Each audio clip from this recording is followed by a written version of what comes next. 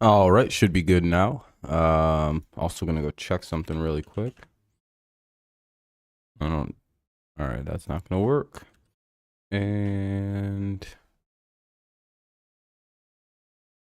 is this gonna work? No. And no. That's what I figured. All right, it's two away. Torkelson struck out, and there's two on, two out for Kerry Carpenter against Bailey O'Bear. Bottom of the first, no score.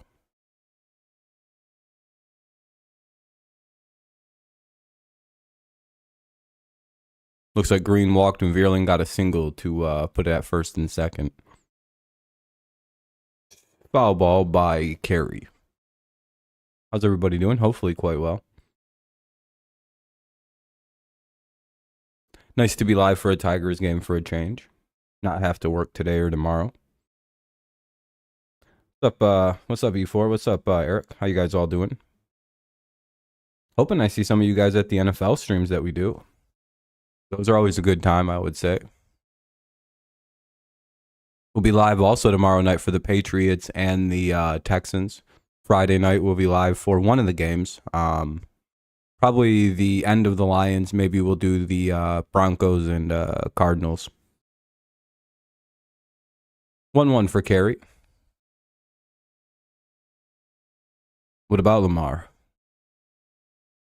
By the way, if you haven't dropped a like yet on the stream, consider doing so. Helps us out a ton. Thank you if you can.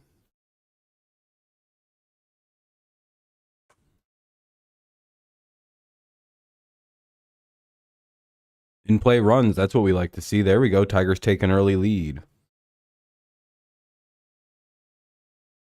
Hopefully it's a double and we get two across this inning. That'd be really good. Veerling's got good speed over at first. He could score on a double.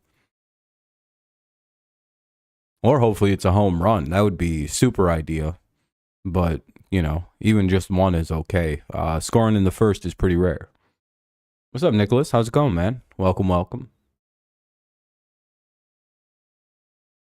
I'm one of the few people that did a picks video this week, I noticed. Hey, look at that, a 2-run double. It was a single. It was a 2-run double. So 2 runs scored, it's 2-0. You went to the Dolphins practice? Nice, that's pretty cool. Yeah, I think Mir was saying in his Discord it was like 100 plus degrees in Florida today. I heard Jalen Waddle got hurt today. Or at least, got banged up a bit. Ravens play the Eagles. Nice. It was 101. Yeah, Amir was saying it was a 104 where he was at. 1-1 here on Miguel Cabrera, who with the single could make it a 3-0 game. Tigers lead 2-0 on a Kerry Carpenter single that turned into a double on a throwing error.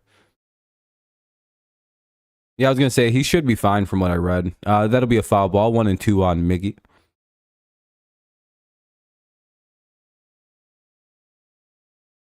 Well, at least it's just the preseason, Seth. You shouldn't be scared. You should be excited. I heard your guys' line wasn't looking so great against the Falcons. Timeout called by Miggy. 1-2, 2 away, runner at second. 2 runs across this half inning for the Tigers in the bottom of the first. 2-0, Detroit. Rangers finally lost. Oh, that's not good. Giants have been getting dominated by the Lions. I know a lot of you guys here also like the Lions, so I don't know if you've been keeping up with any of that practice that's been going on, but in playouts, damn. Stubborn issues. Austin Jackson and Liam Eichenberg are hot garbage, and Eichenberg is about to not good. Cabrera flies out to the center fielder. That'll be the third out of the inning. We'll head to the top of the second. Tigers take a 2-0 lead. It'll be Correa. I can't read their names. They're too small. It'll be Correa, Wallner, and Castro. Oh, boy, Willie Castro. Big Willie.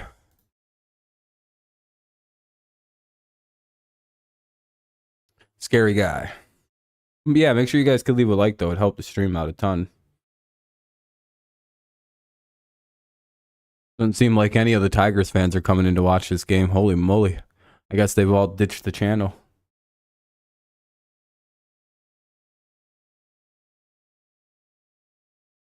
Five likes. Yeesh. Appreciate the lack of support. Good looking out. Nice, Eric. That'll definitely not get the stream going with that kind of support, but I appreciate it. Hey, good looking out to everyone who's actually... I'm just playing around, by the way. I appreciate everyone who's left a like. This August? Oh, that's cool. Baseball's effectively over for the Tigers this year. No, I'm not. We have 4 quality offensive linemen that most teams would like to have, right? Like David Andrews is a very good player. Michael Onwenu is a good player. Trent Brown can be a good player when he's fully healthy. And there's somebody else I'm forgetting. Who am I forgetting? There's Trent, Michael. There's a 4th guy I know we have that's like actually a good lineman. I was talking with Mike about it earlier in the Discord.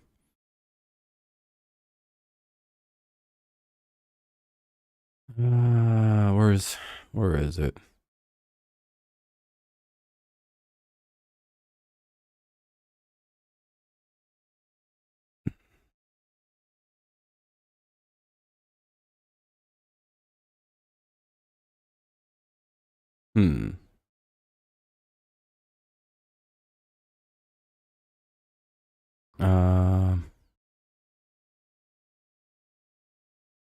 Oh, Cole Strange. That's right. I couldn't think of him because he's the youngest guy, but like they have 4 quality offensive linemen in New England, with a good blocking scheme that they didn't have last year with fucking Joe Judge and Matt Patricia running things. It's like very easy to see how you could like actually, because like one bad offensive lineman shouldn't make your line that bad, if you know how to scheme right. And I think Onwenu, David Andrews, Cole Strange, and Trent Brown are good enough to scheme around the weakness of the right tackle with a competent offensive schemer like Adrian Clem from Oregon and obviously Bill O'Brien. So I'm not really that worried about that. If that makes sense. Ball 1 to Wallner. Oh shit, Correa hit a solo homer. It's 2-1. I didn't even notice that.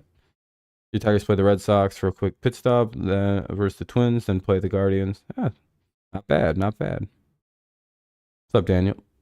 But yeah, so I'm not too worried about the... Oh, and playouts. There we go. 1 away. Clowney's going to the Ravens. Yeah. Decent pickup if he can stay healthy. Now up is Willie Castro with 1 away, 1 run across on a solo homer.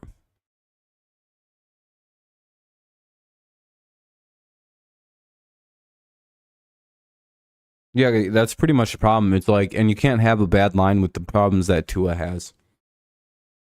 Like one of the things that the Patriots are also going to do is run an RPO offense, which also can make up for some of the weaknesses of an offensive line because it's very quick. That'll be the second out in playouts, it says, on an 0-1 pitch. Castro gets out, so that'll be the second out of the inning. Now up is Jeffers, the catcher.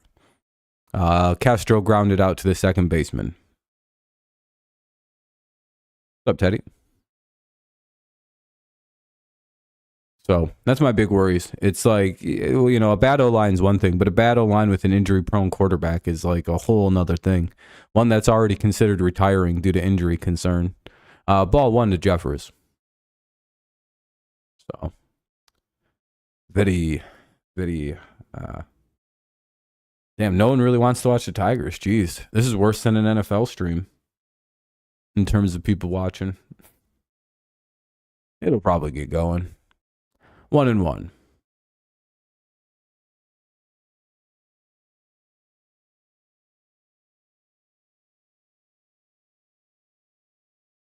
Yeah, no one really cares though, Eric. I'm not trying to be mean, but like, I don't really care who the Tigers play. They're just about done being streamed on this channel by the looks of it. I don't. I think their young age will kill them in the playoffs. 1-2. Football and baseball aren't the same thing, Nicholas. You gotta... Teams that young don't win World Series. It's just not how baseball tends to like function. They have nowhere near the level of veterans needed to have a good playoff run. 2-2. Maybe in a year or so, but not right now. 3-2.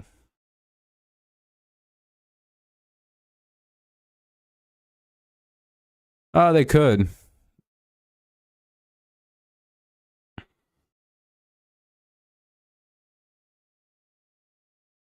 Like they have no veteran hitting. It's all like a bunch of rookies and like Cedric Mullins.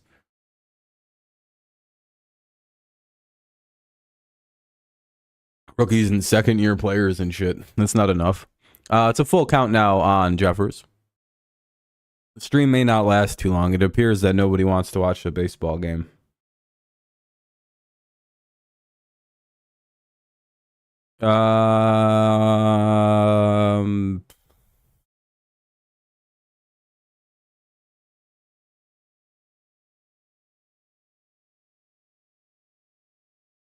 Don't know. Probably right tackle, but that's about it. I'm very secure with my football team. I think we're very good. Good set of linebackers.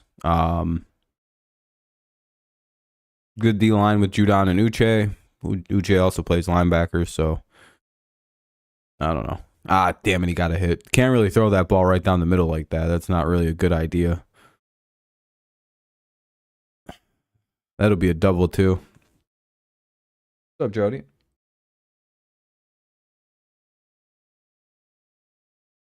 You're doing your predictions after preseason. That's a time to do them. In my opinion, that's when I'm gonna have them on mine.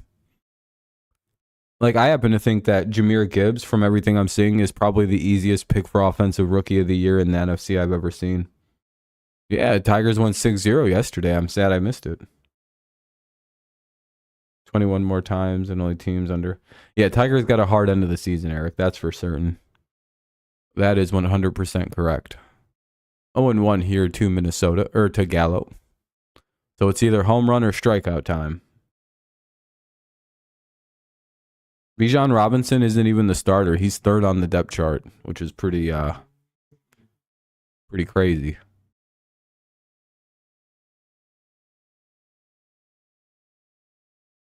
Did you see my hot take for the year, Nicholas? You think I'm crazy? 1 and 2.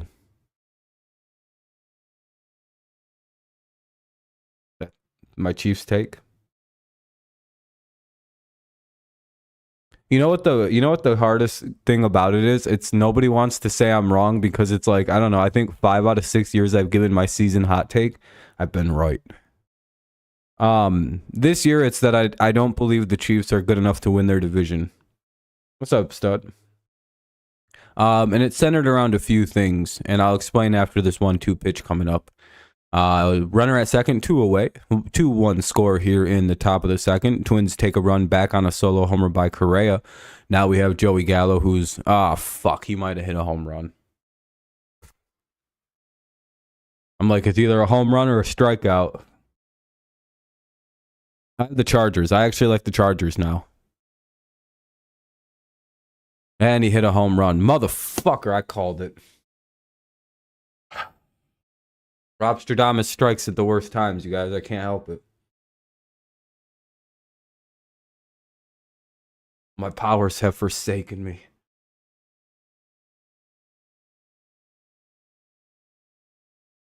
I knew it was coming, too. I was like, motherfucker, he's hitting a home run. It's a painful curse, I'm telling you guys. That's like the 900th home run I've called this year, and it showed up.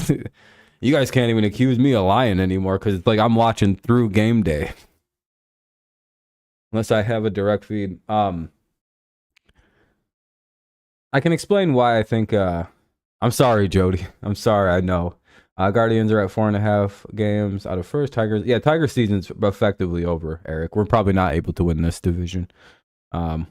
Plus, we really can't compete versus the top teams yet at all. I mean, we can kind of fuck with them a little bit, but we're nowhere near competitive yet. My thing with the Chiefs is they draft really bad, and I think that's going to start to show this year. For 4 reasons, I don't like the Chiefs this year. I don't like that Matt Nagy. That should have been called a strike. That's a 3-1 count now for whatever reason. For Farmer. I don't like the new offensive coordinator move. I think a lot of what the Chiefs' offense was during the entire Andy Reid run was Eric Bieniemy. Because if you go watch some of the Commanders' practices, like I've been doing, because that'll be in playouts. Good job by the Tigers to give up the lead. We fucking idiots. Anyway, it'll be bottom of the second. Let's see if we can at least tie the game back or maybe take the lead. It'll be Baez, McKinstry, and Haas. Baez, McKinstry, Haas.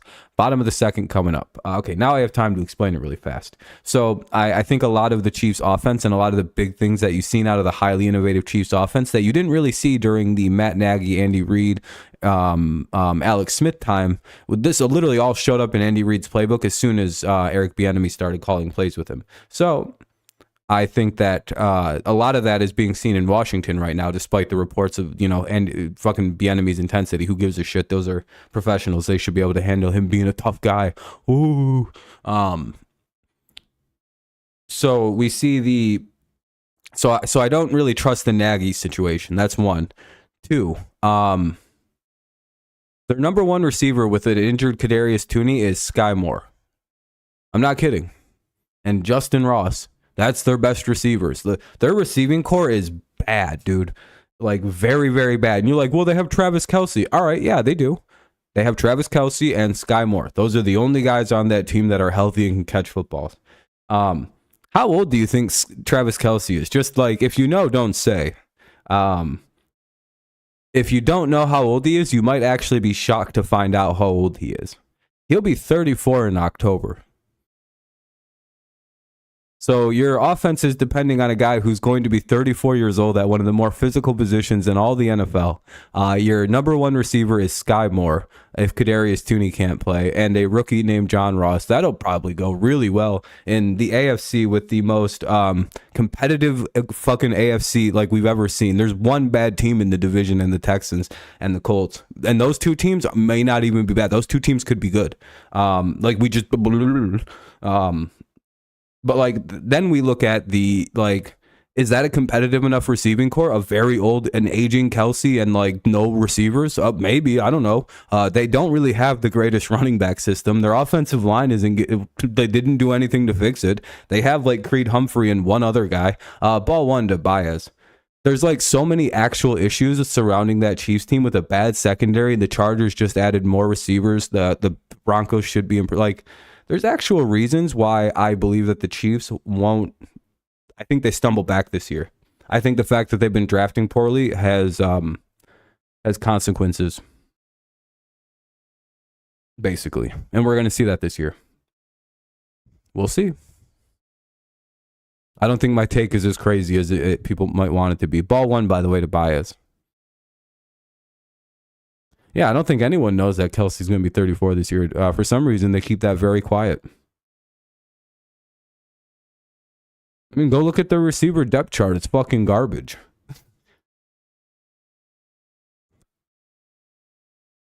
Yeah, I'll bet against Andy Reid. What's he done without Mahomes?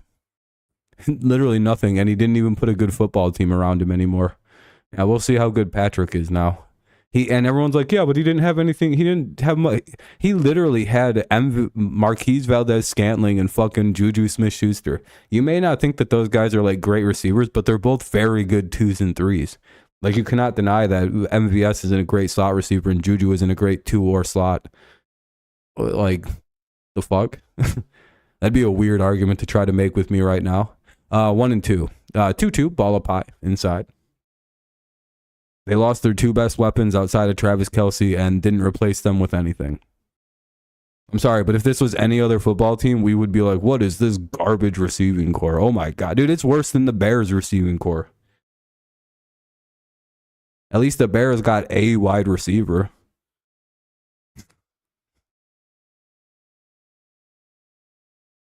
I got DJ Moore.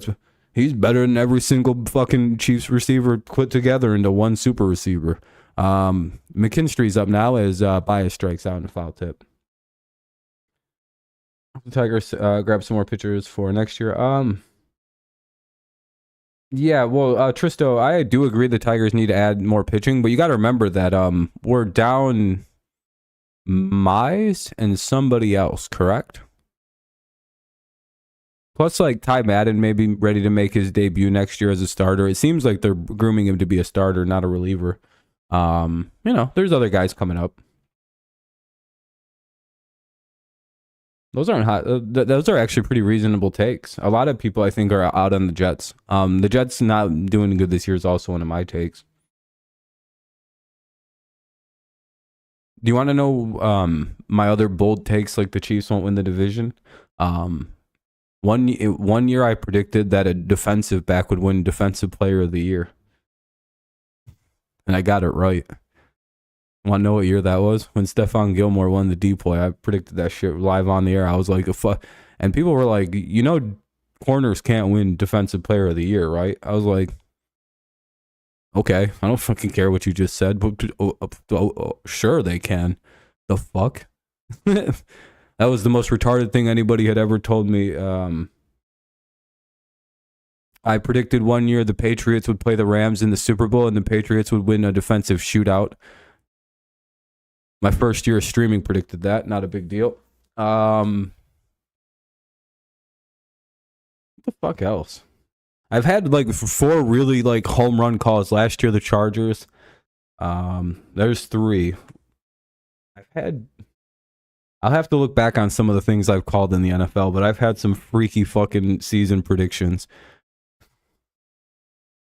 Will it spend? I hope so.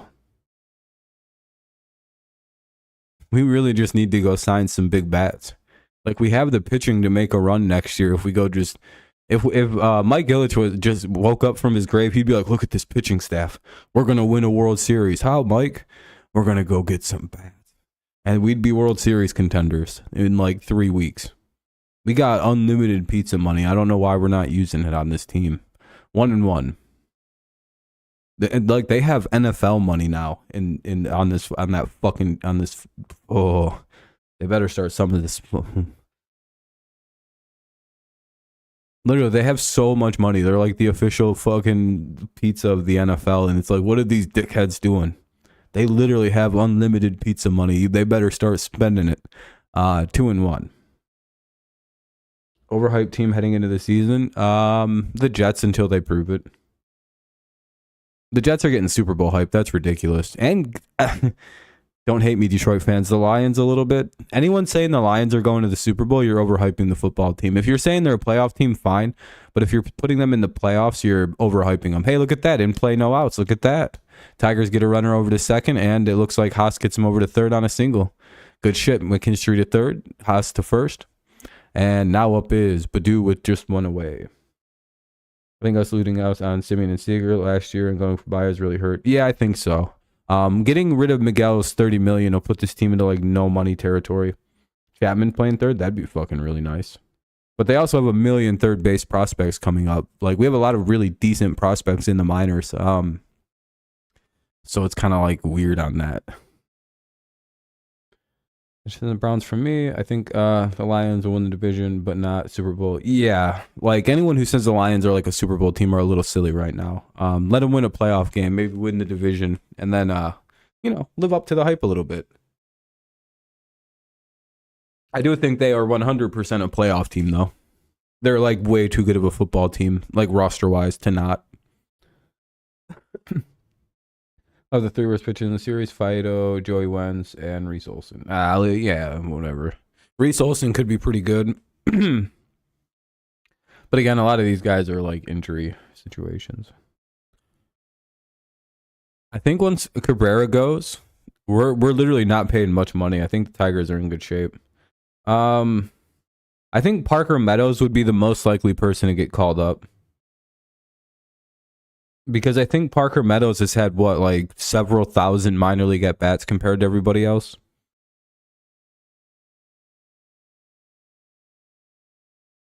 Doing Green and Carpenter. Yeah, because Torque... I think Torque could be that guy.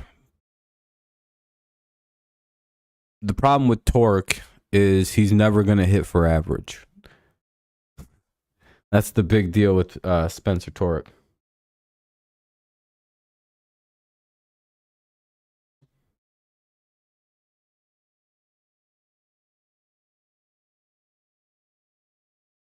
I don't really know who the free agents are right now. And kind of not. I don't know if I do. I'll answer you in a second, Nicholas. I don't really know if I want to spend anything. Maybe a catcher. But like, I really want to see the young guys. I'd rather just see them cut weight, like cut dead weight on this team, and then like go completely young and like bring up like JHM and those kind of guys, see if they can play next year. And if they can't, then maybe sign a bunch of guys. Because again, like we're like 2 years. I think 2025, 2026 is the year for the Tigers. As shitty as that may sound, I think Max Clark debuts rather sooner than later. Yeah, literally anybody. Just literally call up at fucking Parker Meadows, even if he can't catch. Oh well, just fucking Jake Rogers, and fucking ask Jake if he's willing to rotate down to the minors every other day so they can. Browns win the AFC North. That's not a hot take. I think they could. Erod won't be on the books. Bills. Yeah, because I think they got lucky a lot last year. Ah, damn it, Badu just struck out. That'll be the second out of the inning. Badu goes down, and now it's Riley Green's turn with 2 away and runners at the corners. Tigers need to get a run back here this inning. It's the bottom of the second. 3-2 Twins.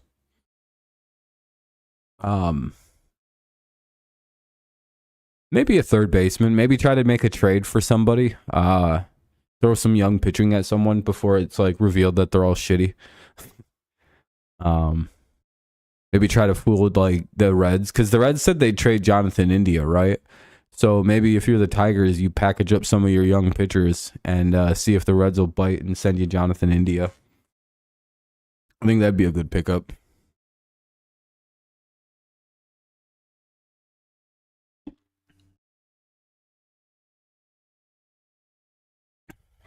Ah, fuck.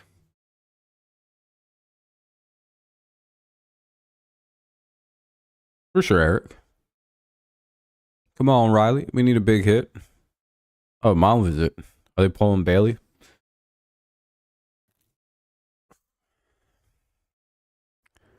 But yeah, I think Buffalo should be fine, but with the Bills, with the teams being better in the division and everyone being better around, I don't know if they made it. Like a lot rides on what they do with the 2 tight ends they have. I think in Buffalo, I have to see that for a second.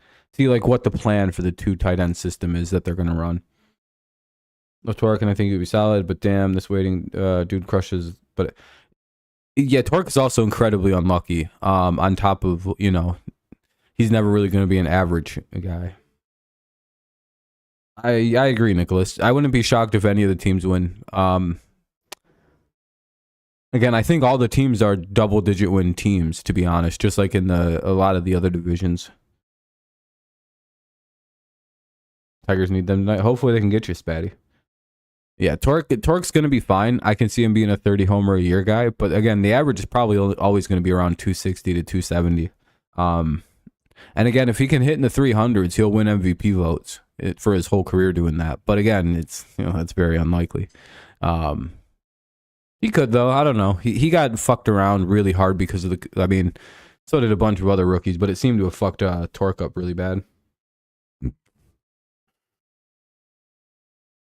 Fans overreact with their team struggling in training camp, and then they get better as this. Yeah, some teams,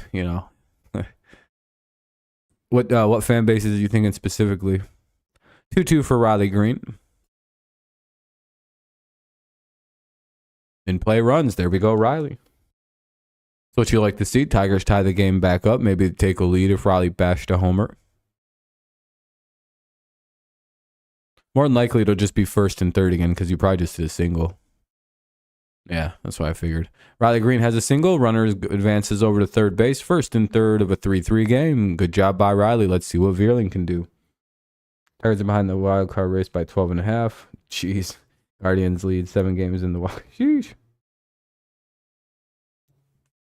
Yeah, the thing with training camp, I think you got to remember is like it's hard to tell like what it is. Is it like, is your defense really good? Or if your defense isn't historically good and your offense is struggling, maybe there's a reason to worry about your offense.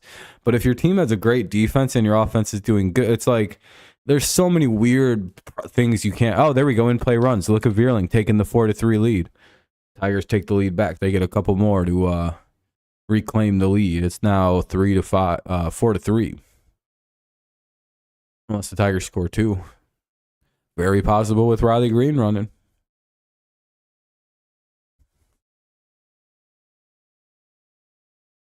But he also has that leg thing, so they probably don't want him to try to score from first right now.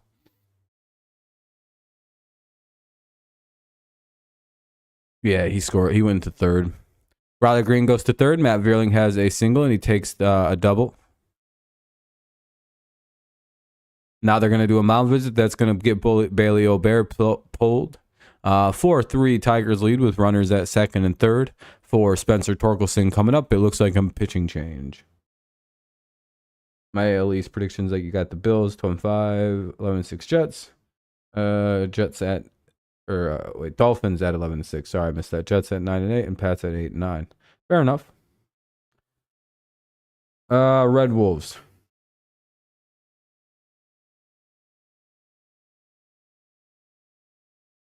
It's the superior alternative to the Redskins, in my opinion.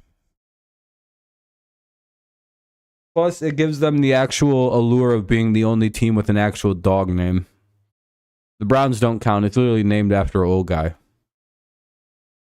Red Wolves sounds so cool. They can bring back Hail to the Red Wolves. You can have your Native American like heritage that you claim to be about with the Redskins.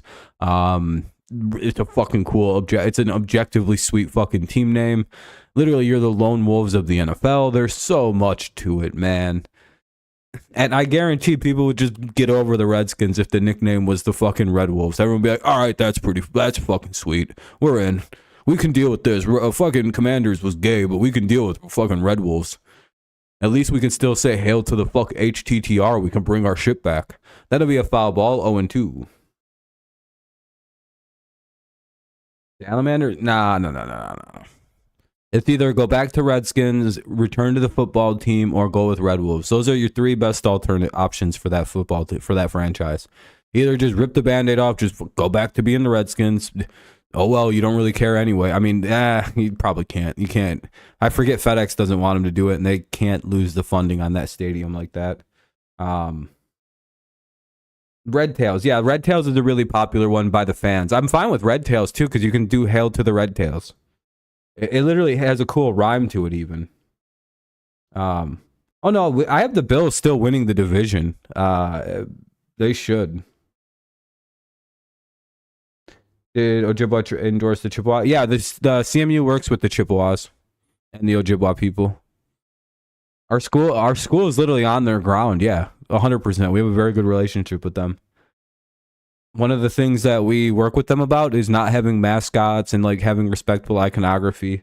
That's why Central's logo is a fucking C. It's literally that's part of the reason why we're so laid back and everything in the way we represent everything. Yeah. Yep, we have a special contract with them to use those names. So does the Florida State Seminoles. A lot of like the funniest thing is if these dipshit team owners would work with the local tribes in their area, they could keep using the fucking names because then they could be like, hey, fuck you fucking losers. Look what we got. Look at our contract. And there's nothing like, what are they going to do? Cry about it? Like, well, it's offensive to who? The Indians? You mean them people that told us we could do it? Well, you know?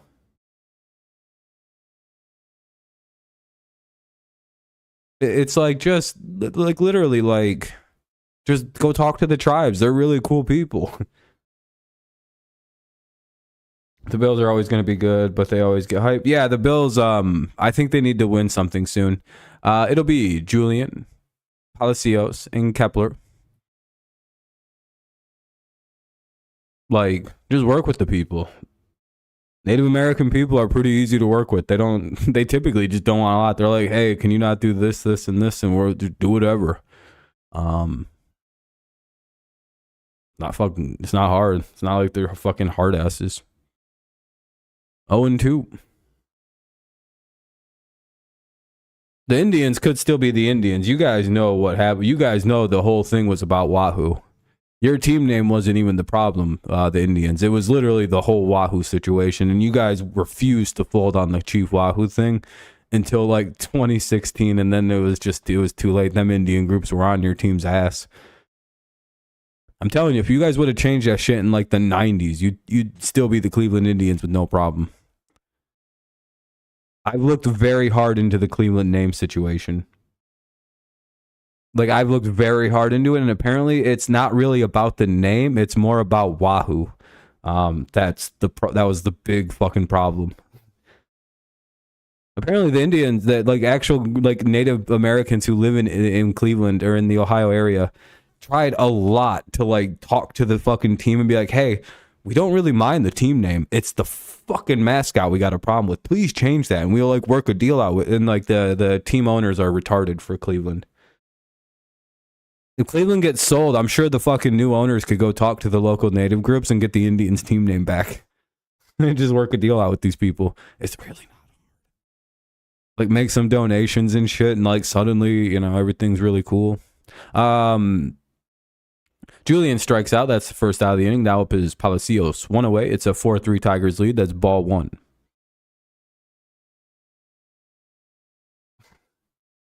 Bills not blowing the 13 seconds first choose. Bengals or Bills? I think the Bengals would have won. I don't think the Bills are designed to beat a team like the Bengals. They don't have the defensive personnel to stop them in terms of like defensive versus like offense. Bills secondary is kind of weak, especially last year when they were really banged up, and the year before when it was kind of banged up. They've been really banged up the last couple of years in their secondary, and obviously the Bengals are a throw specialist team. Goddamn, another double. Palacios or Polanco hits a double. Sorry, it's Polanco, not Palacios. My eyes suck. Now up is Kepler.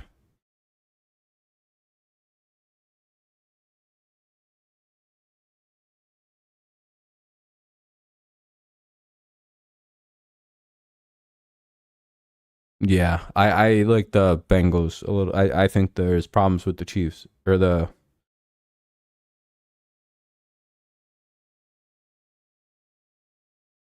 Strike one. I don't really find their loss to Cincinnati embarrassing. I just find it's a symptom of the way they built their defense.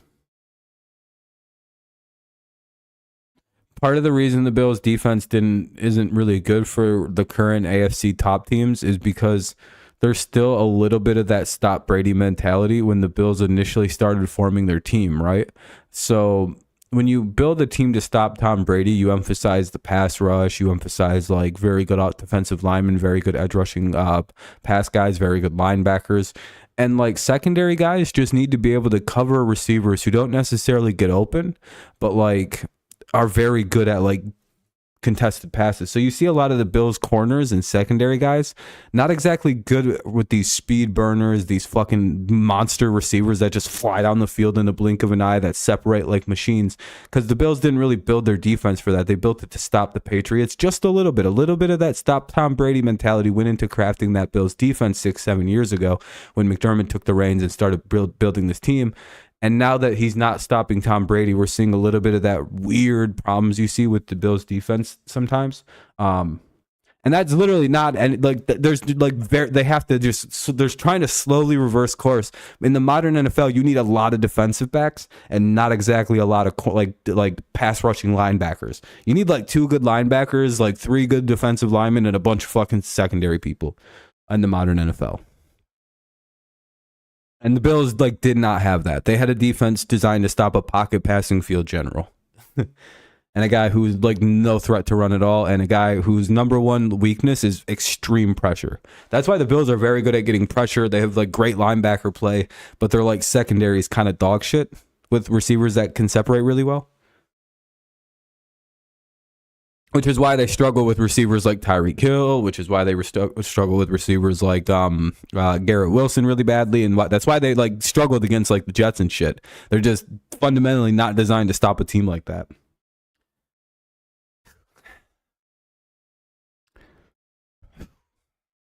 Anyway, that'll be the second out of the inning, as it says in play outs. Hopefully the runner doesn't advance to third.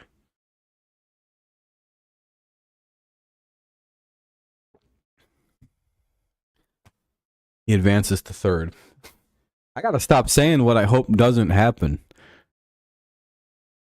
Yeah, the Tigers. Hey, Tigers still have a 2-point. Hey, there's a chance. You can never say never. The Browns should be pretty good this year as long as Deshaun Watson isn't completely washed.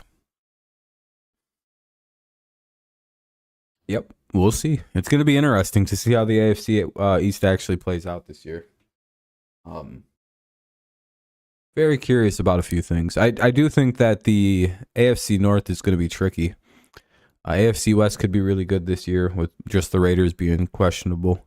AFC South wide open. Hey, maybe they will.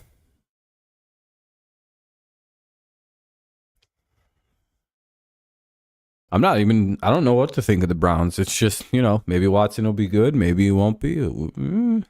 Anyway, it's 0-1 count here on Correa. Hopefully we can get him out without him doing any damage. It's 0-2. Good pitch. Change up on the inside corner. Now you set up the high and inside pitch or high and away, but I avoid that with Carlos batting. I would throw the next pitch high and inside, right in this first upper left corner. That's a strikeout pitch right there. Right here as a strikeout.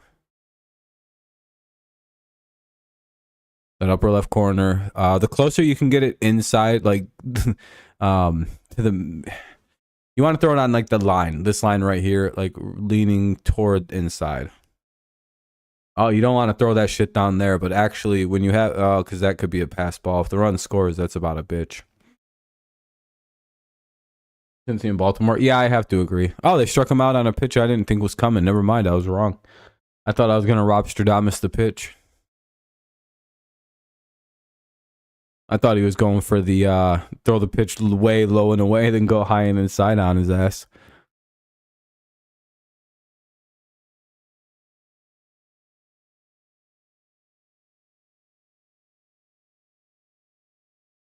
I love football time. I'm so glad football's back.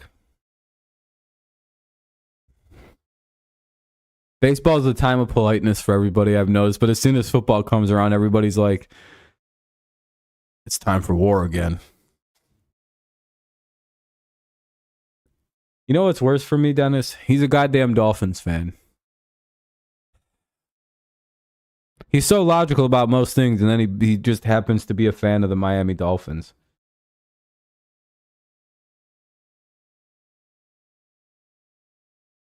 It's like, damn, Nicholas, you're such a good guy, and then you have to be a fan of Tua and that fucking team. Damn. You know what sucks for me is he probably thinks the same thing about me being a Patriots fan. It's like, dude, if you were a Lions fan, you'd be so likable, but you're a shitty Patriots thing. It's like you have a giant fucking banner with 6 world titles behind you.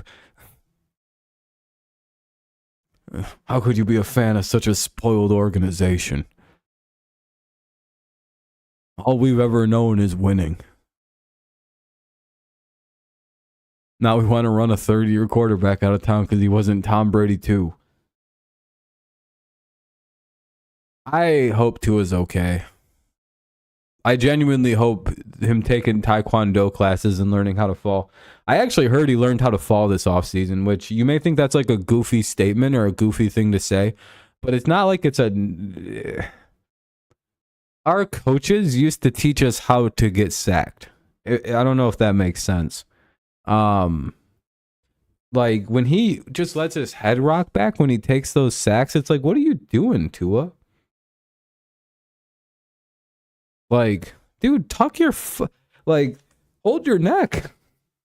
I think what do they teach you to tuck? Like, go like this? Just don't let your head bounce. Literally, just bounce off your fucking shoulders. I was literally taught to like stick my fucking shoulders out. So my fucking, not even like my shoulders. It's like this weird spot on the middle of your back. You just kind of fall right on it and roll when you get sacked. It's generally doesn't even really hurt that bad. And if you get whomped, you just kind of, if you fall that way and you're used to it, your head kind of like rolls. Like, I don't even know what he was like. Why does he let him get... Kerry Carpenter struck out swinging. Now it'll be Cabrera, then Baez. It was Carpenter, Cabrera, Baez. Cabrera's up 4-3 Tigers lead here in the bottom of the third. Yeah, if he didn't figure out how to fall, his career is going to end real quick. You can't fucking just take fucking car accident shots in the NFL like that. You got to kind of brace yourself a little bit.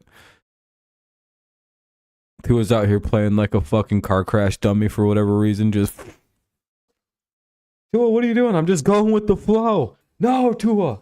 No. Control your body, you dumb bitch. This isn't real. What are you doing? Well, I read on the internet that in a car crash, you're supposed to kind of go with the flows and you get less hurt. And they said football is like a game of car is like a car crash. Oh God, he's stupid. He's fucking retarded. Yeah, because he's also got a bad hip. Let's not forget that his hip isn't great. It's strong now. He's recovered fully, but again, you know, that injury specifically is a tricky little bastard. That'll be called strike one. Oh shit! Hold on a second.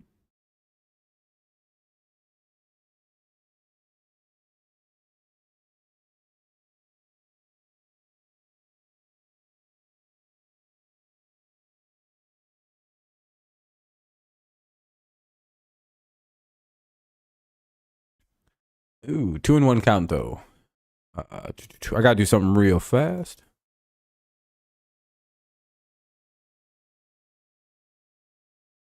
The jiu-jitsu class may have helped him. Yeah, the O-line has to hold up. That's the big thing.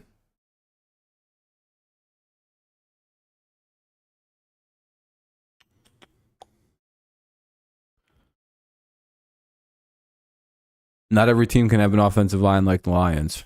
Fucking unreal, dude. See, the Lions have 4 good linemen and the rest make up for it. What's up, Amir? How's it going, man? Welcome, welcome. We're just talking about a little bit of football. There's an on-field delay going on. There must be a problem with the pitch comm.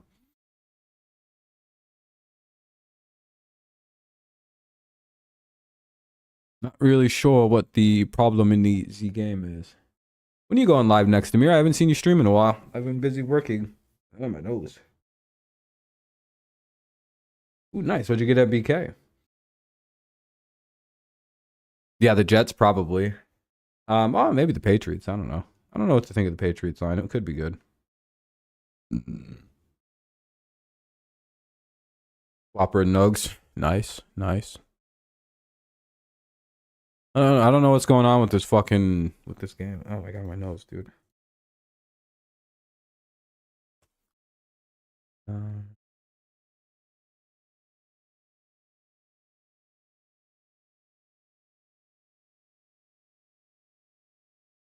Huh. Is it raining? Anybody who's actually watching the game live, let me know if there's some weird shit going on. Football, yeah, same here. Are you watching the game on Friday, Amir? Between the Lions and the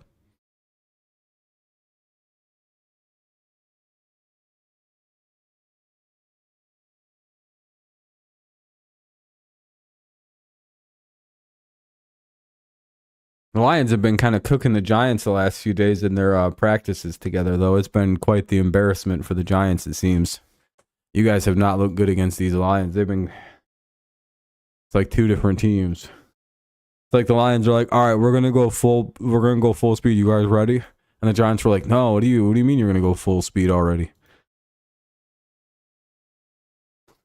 It's like every clip, it just seems like these Lions players are fucking flying.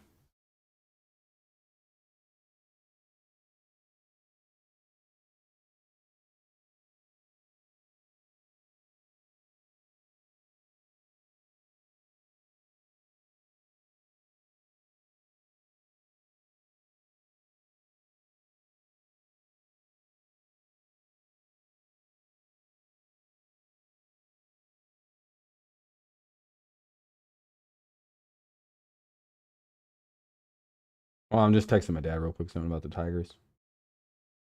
Giants in the car. Yeah, if I was a Cardinals fan, I wouldn't be looking forward to shit. I'd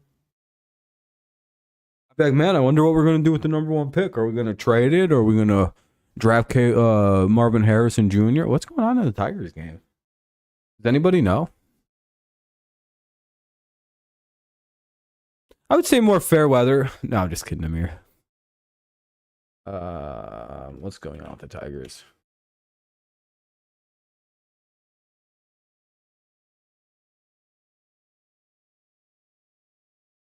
What is going on? Oh, did somebody get hurt?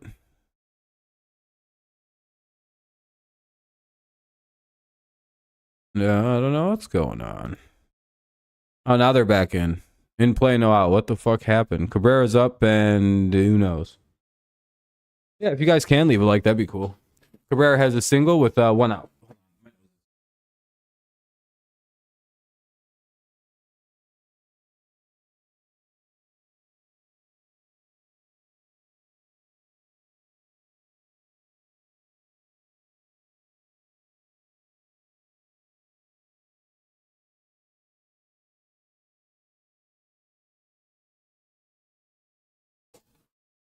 Whopper was only $3. That's a great deal.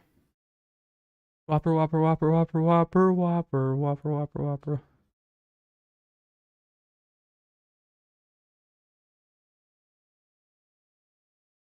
You know who's been too coward? To come in here and try to defend his football team? Is Ven. Yeah, I like the Tigers. Hey, we're at 14 likes. I appreciate that, everybody. Good looking out. Getting up there. We may even actually hit the like goal. 0-1 here on Baez with the runner at first and 1 away. Oh, Ven's a filthy Packers fan. I'll say that about him because he's not here and he can't talk back.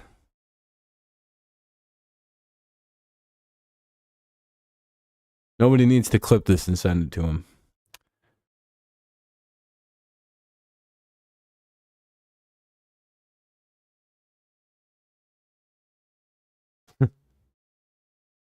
I don't really hate the Packers. The Jets, yeah, I don't really I don't have good feelings about the Jets. Pretty much a dog shit tier organization from top to bottom.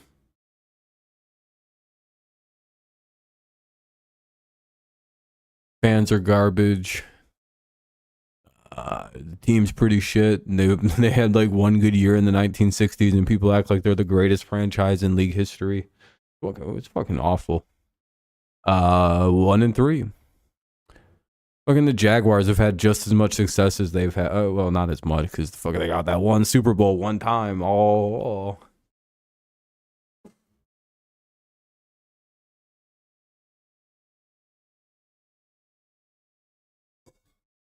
The Baltimore Ravens have existed for like fucking 20 years and are way more successful than the Jets are.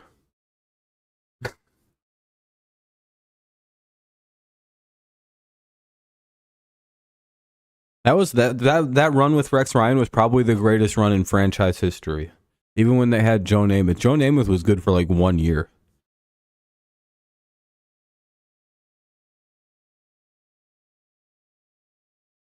Like that's my favorite like story about Joe Namath. He was good the Super Bowl year and the year he was the first guy to throw for 4,000. Do you want to know a little bit of fun history?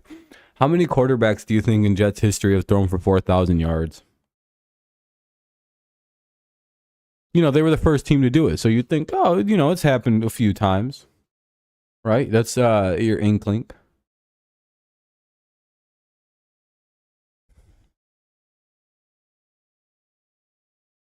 Yeah, just once. Just the one time they did it first and they have never done it again. Very, very, very funny statistic. It's just like the Bears never having a 4,000-yard passer.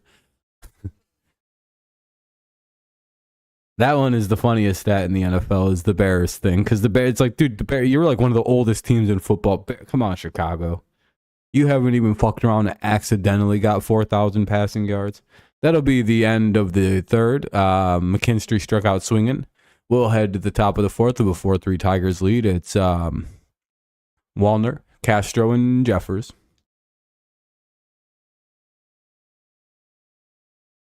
The Bears have literally never had a good passing quarterback. It's very funny. Jay Cutler was still their best quarterback ever.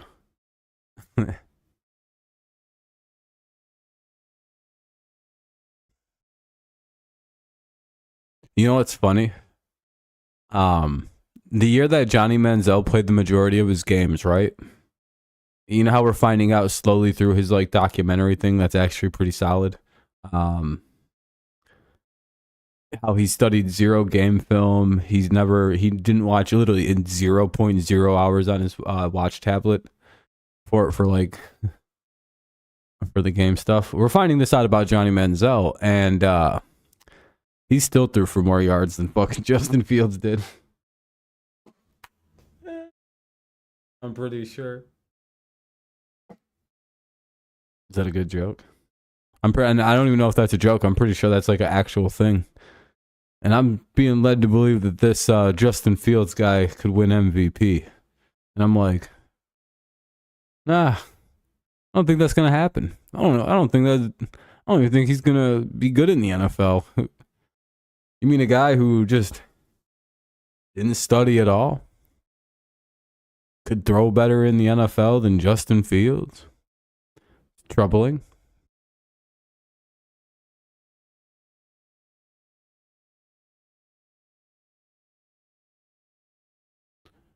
I wouldn't like Dak either. Anyway, it's the top of the fourth.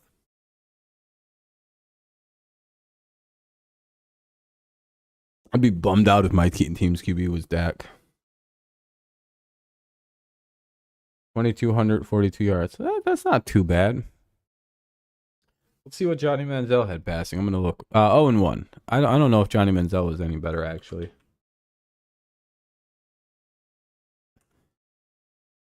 Let's see. Nah, he never threw better. Never mind. My that was a complete lie on my end. I've deceived and misled everybody.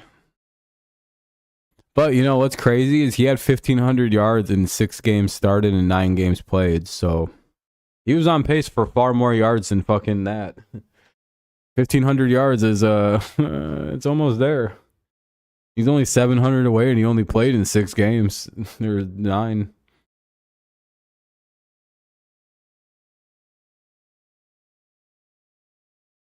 Well, maybe that can. Anyway, it's 0-2 on Wallner. 1-2 down low.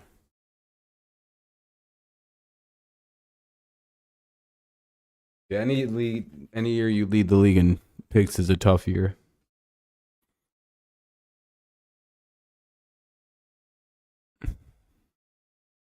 Me personally, if I was in the NFL, I would never throw a pick. That'll be ball 2. Slider misses outside.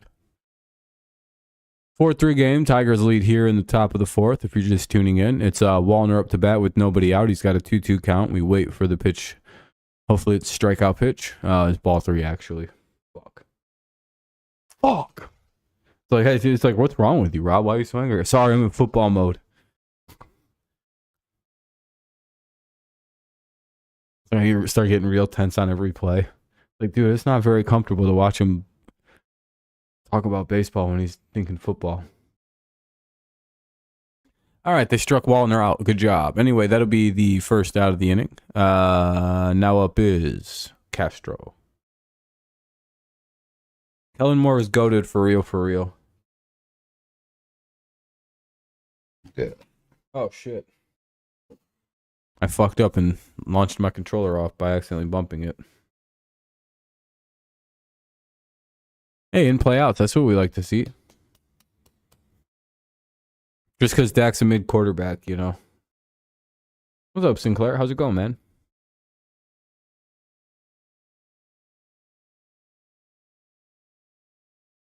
Have you guys heard that Bieniemy's having problems in Washington? We might know why teams didn't want to hire him. Because he's a hard ass. Even Cowboys fans are like, need a new... Yeah, that's what I've heard. It's a growing sentiment in Dallas, Amir. Our good friend Distracted / Cheeto / Goat Jordan in the Discord really isn't too prone or fond of Dak. He wants a new guy. He actually wants the Cowboys to lose all their games this year so that way they can get Caleb Williams.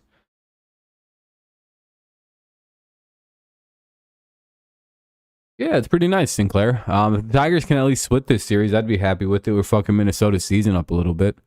That's all I'm hoping for now. We just kind of make things harder for who's ever in the playoffs.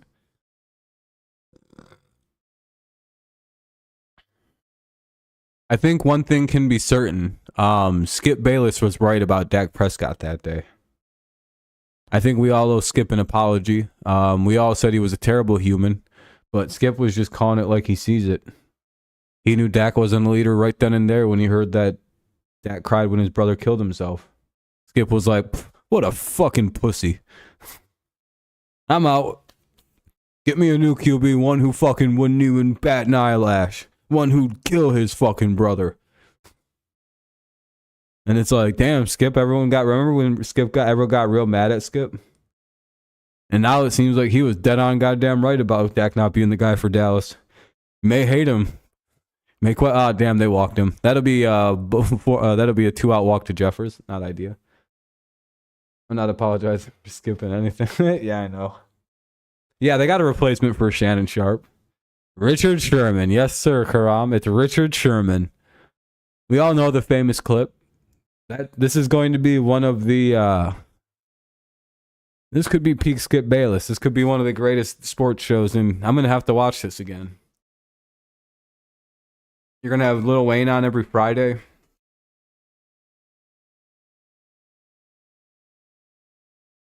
Probably right before the, probably this coming week, I would have to imagine. Now they got Sherm, everything secured. You know what's really cool about Skip Bayless? We all know that Richard Sherman really wants to do TV and have his own show for something like that. And I think Skip is probably on his last hurrah. I would imagine he's probably trying to set Sherm up to take his job in the next 2 to 3 years. That's what this is screaming to me, like deep down in my gut. Because it seems like Skip's always had a deep respect for Sherman, even during that like back and forth. Like Skip was like, man, I really want to like this guy. But man, and Sherman's very clearly wanting to get into like the media world now. So it's kind of cool that Skip does hook a lot of people up. He helped Stephen A. Smith get much bigger on ESPN. He helped Shannon Sharp launch a career. He's helped Chris. A lot of people owe their careers kind of to Skip Bayless, and he's about to do it again with Sherm. And I think that's pretty under talked about thing with Skip.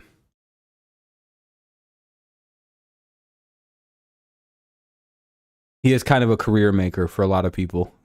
And you can't really take that away from the guy. It seems like he makes a lot of people careers. And a lot of people credit Skip Bayless too. He may be a very bombastic person and a bit annoying, but again, he's generally, I wouldn't say he's generally correct, but he has a lot of really good takes, as annoying as he may be. Or correct takes. I don't know how good they are.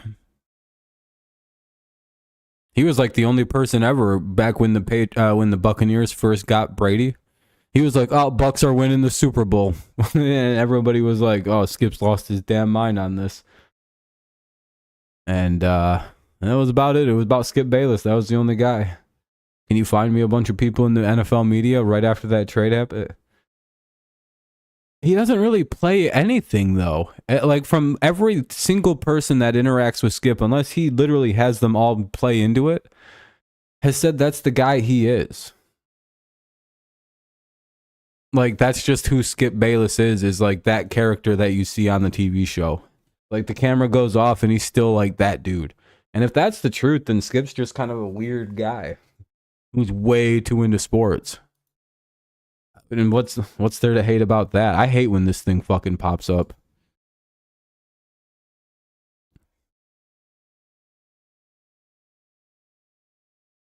Game day gets so shitty by the end of the year. It just starts fucking jumping around with ads and shooting up fucking bullshit stuff.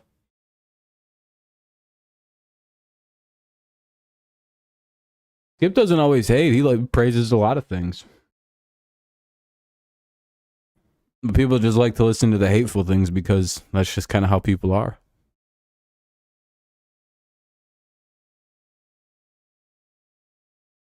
What, is Skip supposed to be a LeBron superfan? Like, I don't know.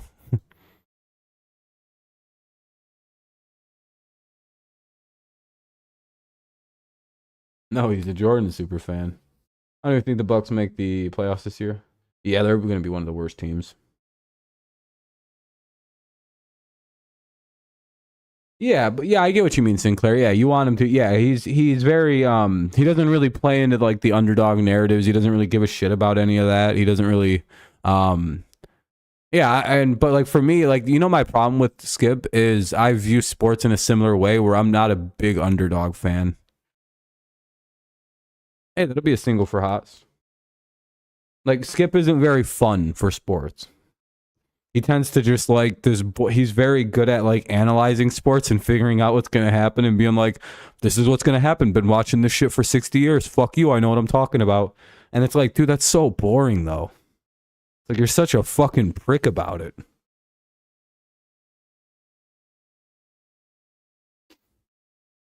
Yeah, I remember. I think I remember you, Spatty. You said that you guys walked him a whole bunch of times because you didn't want him to kill you. Because I think you said he was going. Like everybody knew he was about. What's up, Con? How you been, man? Because everybody knew you were about. He was about to get drafted. Oh, I have to.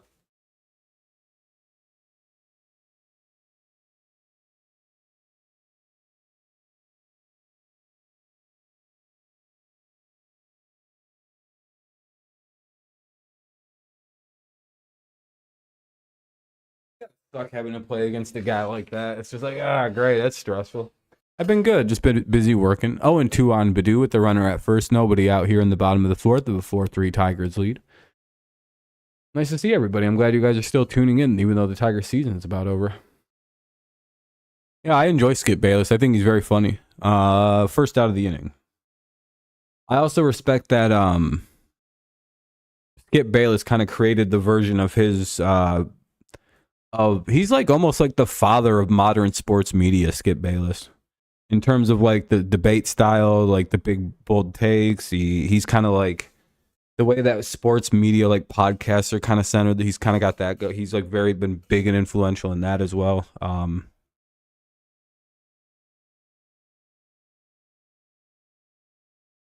Beat them, but then lost to their public school. That's always the worst when you lose to the public school. You're like, all right, we beat the. Riley Green's up with 108. Yep, and then pretty much the cold pizza, the show that spawned a million clones. Yeah, the O's broadcaster got suspended for saying that the O's have a tough time winning sometimes at Tropicana. But no, I actually, hold on a second. I have to correct myself. The Orioles have never lost at Tropicana Field. In fact, the Orioles have 1,000 straight wins at the Trop. I'm not trying to get my channel fucking copyright struck. Listen, we all know that the Orioles have never lost a game. All their hitters are batting 1,000. What else do I gotta say, you guys? Please help. I'm fucking scared right now. You're not allowed to bad talk the Orioles anymore. Somebody help.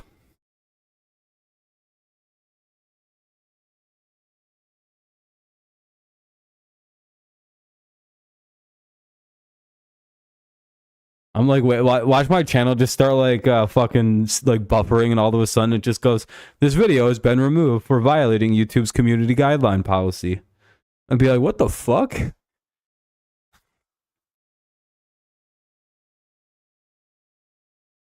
See, that's why I always wonder why people are so harsh on like team announcers that don't call out the bad stuff.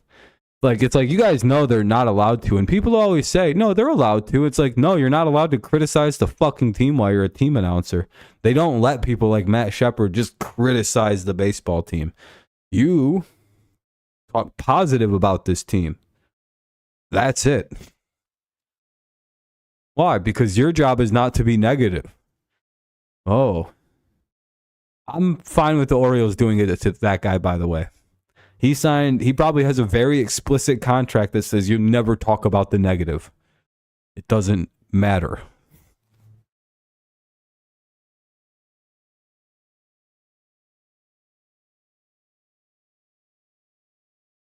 I hate that too. I hate that that's the rule, but like, dude, he's getting paid a lot of fucking money to just say nice things about the Orioles and just ignore the bad part. I'd do that job tomorrow. I'd literally just go up there and you guys would never hear me complain about the Tigers. I'd be like, things are looking up. Got a great future. A lot of young pitching coming up. They're not allowed to keep it real. Most teams make you sign a thing saying you're not going to do that. You're not going to bam out the team. That's not your job. You're literally supposed to be like the voice of the team, so you're supposed to keep a positive and pro team. Like, it's showing some frustration when things aren't going good. It's completely fine. Sitting there pointing out your team's faults and struggles and it's almost like, why are you doing that? Don't do that. Let like one of the analysts like at MASN do that. You know what I mean? Analysts are fine, not fucking team announcers. Like there's like a substantive difference to me between a team analyst being critical of the team and a guy whose job it is to sell the product and tell you what's happening. Like why is your play-by-play commentator dropping fucking analysis into his broadcast? Just talk about the team. Yeah, I'm streaming tomorrow. Patriots play the Texans. Lions, I'm actually able to do 2 games tomorrow because I don't have to work. So I'm doing the Tigers and the Twins finale, and then I'm doing the yeah.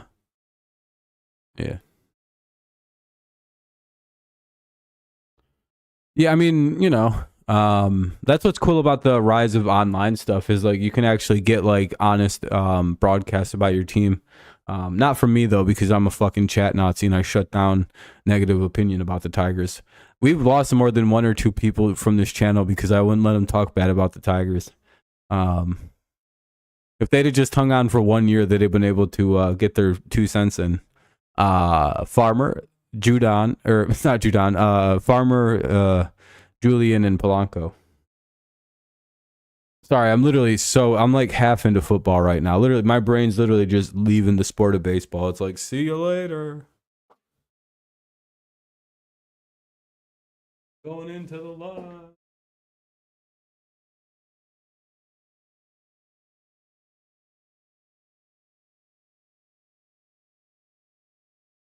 I even set my schedule at work so I don't have to work on Sundays in the future.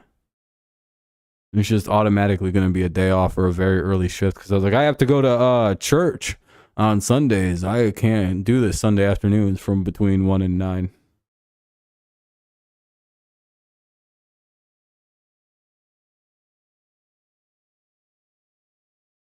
I don't really care about the World Series. Tigers won't be in it. Padres probably won't be in it. It's a Mickey Mouse World Series for those reasons, and I'm out. 1 away as Farmer gets out.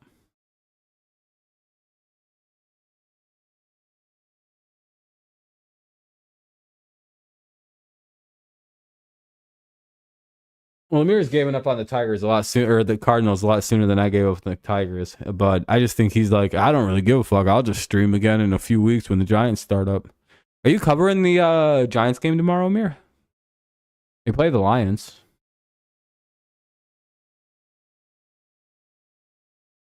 If you are, you should announce it here. You might have a bunch of people that come watch. I feel like a few of these people might actually be looking for a place to watch the Lions tomorrow. So I know that it's tough though because like 8,000 different channels cover the Giants. But again, the Giants have like one of the biggest fan bases on YouTube, so it's kind of like, you know, I think it's interesting. See, the Giants are the second most valuable franchise in the NFL now. Number 1 is the Cowboys, obviously, then the Giants, then the Rams, and the Patriots, I believe, is the top 4. I meant to say Friday. I'm sorry, not tomorrow. I keep forgetting it's Friday, not Saturday, or it's Wednesday, not Thursday. I think there's like a bunch of Giants channels, more than those 2 guys even. Like, I'm going to be a Giants fan this year, so like there's me, then Bad Dog, then maybe Entertain. I'm bigger than both those guys. I can be both those guys in a thumb war. So I'm theoretically a bigger channel. They don't want the smoke. I don't know who those guys are, but I'm pretty sure they're terrified of having a thumb war with me. I can already feel them quaking, shaking, maybe pissing and throwing up a little bit. Crying for sure. I never lost a thumb war. Very dangerous man in those. I challenge anybody.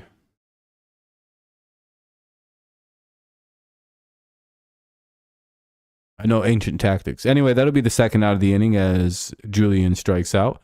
Or Julian, whatever his name is. Polanco's up now. I always like when people have J's in their names, and because like their language doesn't have the J sound, they use Y's. I'm like, damn, that's an old sounding language. That shit was around. That was the language Jesus and them was speaking with Y's instead of J's. 0-2.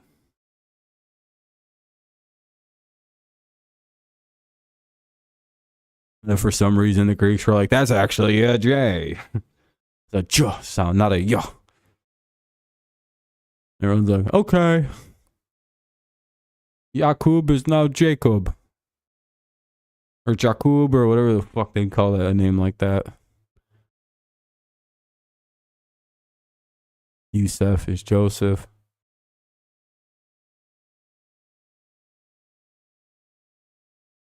Jesus is Joshua. Crazy, right? It's just like, oh, what? Jesus' English name would have been Josh. That's very underwhelming. Yeshua, really? Yeah.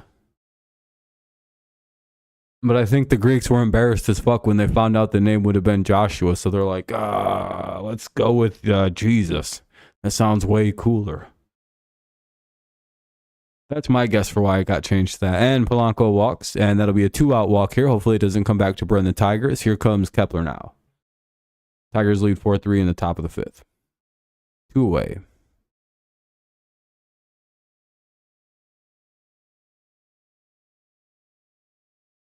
There's some truth to what I said, but I don't remember all of what I just said. Oh yeah, Yeshua is definitely Jesus and Joshua though. My made up part was the reason why they didn't go to Joshua. I think the Greeks literally were just embarrassed that their Lord was named Josh. And they're like, oh fuck. Jesus.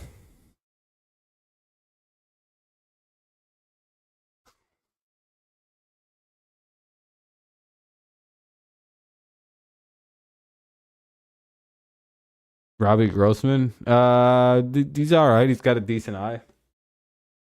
Probably a couple. He's like a year or two past his prime,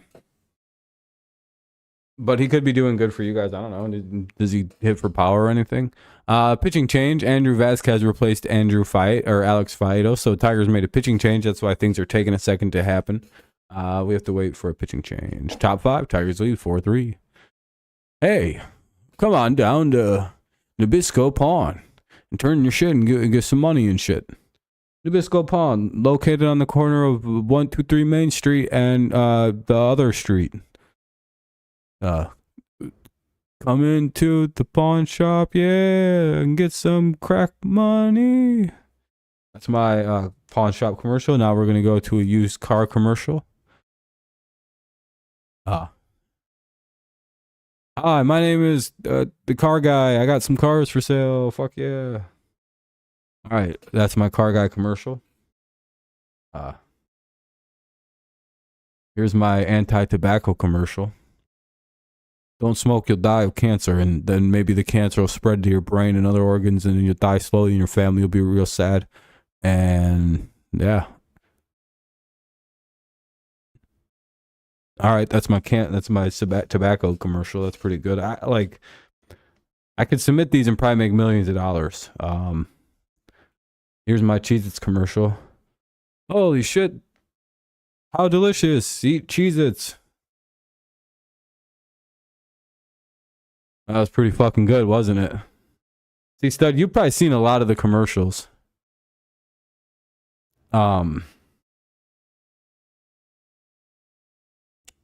Here's my oh, the game's back on. Never mind.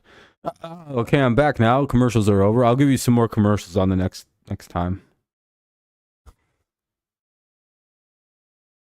All right, ball 1 to Kepler. Ball 2, fucking shit. That might not have been a good idea.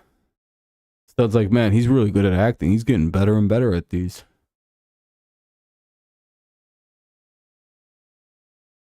I don't know. Fell off a little bit. It's weird that he's struggling in the shift era. Like after the shift era, I figured he'd be one of the guys that would benefit from the shift being gone. Like I figured his average would increase dramatically, kind of like how Yelich and Bellinger are suddenly good players again now that the shift is banned. That like was the most obvious. Like I always see people saying, "What happened to Yelich and Bellinger?" The shift ruined them. The shift ruined their fucking careers for 4 years, like it did everybody else. Like people are too afraid to say that the shift was ruining baseball. Like that's what it is. A lot of these baseball channels that I watch, like Codify Baseball or like Talking Baseball or Stark Rate, like they're all trying to figure out why. Hey, they got the out. Good job by the Tigers. Let's head to the bottom of the 5th. It'll be Torkelson, Carpenter, and Cabrera. You know all those baseball story channels and shit on YouTube. They're all trying to figure out why Yelich and Bellinger are resurgent, and it's like, gee, I don't know, maybe banning one of the fucking stupidest things I've ever seen in baseball, the shift, was killing their careers and everybody else's. I don't know. No, the NLDH is great. DH is a great thing in baseball. The home runs, home runs or whatever. Didn't he get popped for steroids? Or performance enhancers? Or am I thinking of... He's not like Ryan Braun, right? I know Braun did, and I'm not thinking of Ryan Braun, but did Yelich get popped for roids? I like have a no.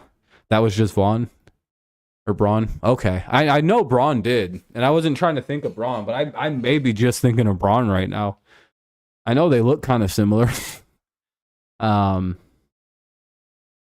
guess Braun just kind of faded out. If you like old school baseball, you have to hate the shift. I fucking hated the shift. I think it was ruining baseball for a really bad way. It created the baseball that we see that's home run or strikeout, and it's really stupid. Though I do agree that those are the two best ways to approach an at-bat, especially if nobody's on or the bases are loaded. Just strike out if you're not going to hit a home run or hit the ball.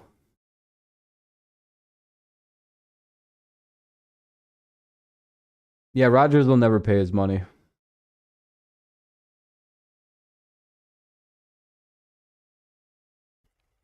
Braun made up for it. I don't know. I don't really care. I don't know. You got to remember, like, I just thought it was funny that he did that.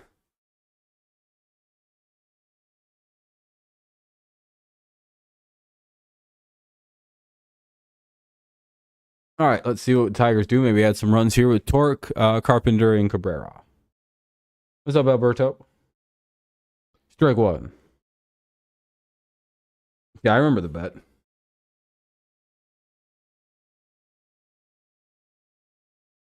You guys ever know that Peyton Manning was under investigation for steroids like 2 or 3 times in the NFL? Oh, Torque just hit a torque bomb. Let's fucking go. I didn't predict it, but he hit one, so that's pretty sweet. I wasn't expecting that. It's 5-3 Tigers. Woo! Yeah. Torkelson number 16. All right. Well, it's all alleged. He was accused of it by a rather credible source. If you don't believe me, look it up. He's been investigated. You never have heard about it, though. He's literally, it's not even that he got shit sent to his house. He's been investigated for steroids like 3 different times in his career. It's very odd. And you never hear about it in the media. Anyway, that'll be Torque's 16th of the season, making it a 2-run game, 5-3 Tigers. Now up is Kerry Carpenter.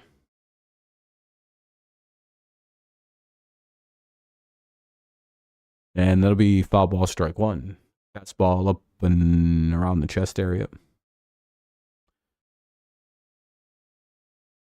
But I don't know. Peyton's always kind of emphatically denied that he's ever cheated, and he's passed every drug test he's ever taken. So, like, it's not even close. Like, he's never even like had like a suspicious sample or anything like that. So if he is doing steroids, he's doing them fucking barely noticeable.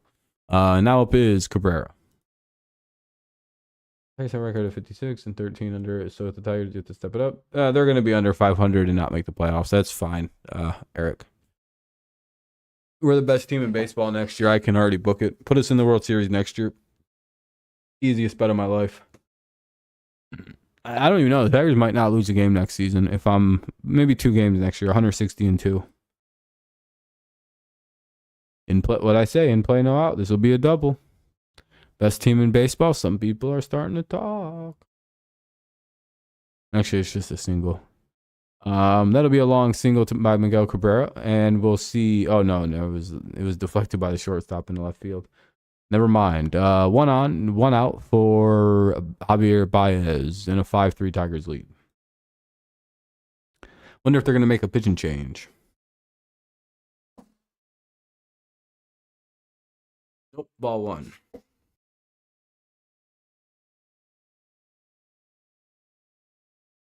Oh no, the Tigers will. I've already predicted that they're going to. I don't know why you're doubting my.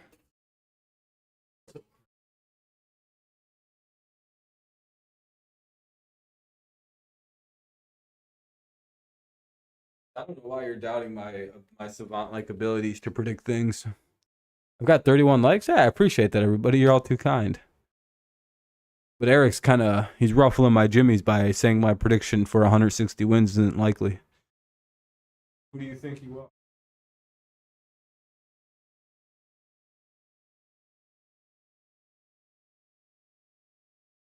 I would have beat the fucking. No, I'm just kidding. I'm just kidding. Oh, it's not possible. Statistically, it's not possible. Really? You like actually can't win all those games? Really?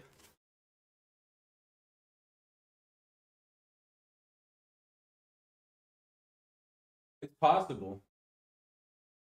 It's just improbable.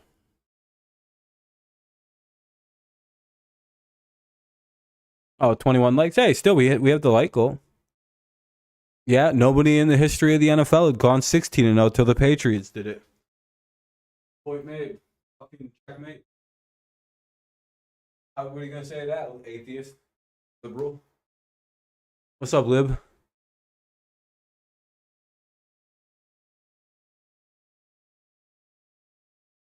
Fucking owned his ass.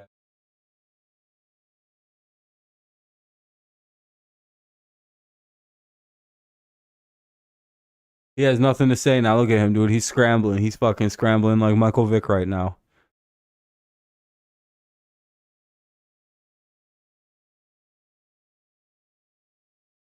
Literally, the Patriots have gone undefeated. I don't know what you're talking about.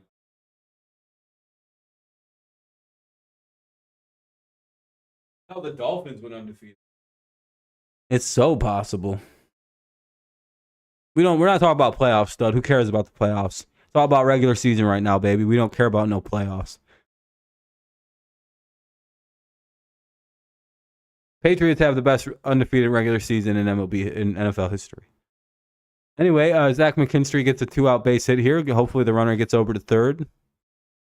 We don't need to talk about what happened in the playoffs there. It was whatever. It was kind of an irrelevant fucking. Some team got lucky and like it wouldn't have happened again. Hey, that's a double. Runners at second and third. Cabrera gets his big ass over to third. Good job. Yeah, Tigers have a brutal schedule all year, really. For like a last place team almost last year, I'm surprised how hard they went on us. Haas is up now. Pitching change coming up for the Twins.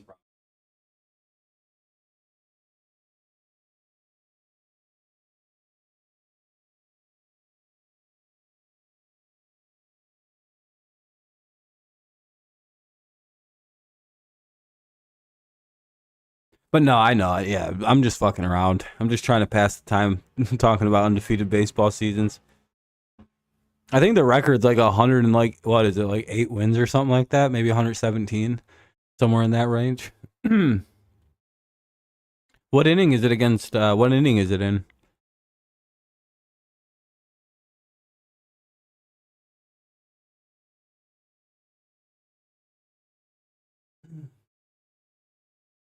Tigers have thrown 2 no-hitters in the last 3 years, which is fucking hilarious.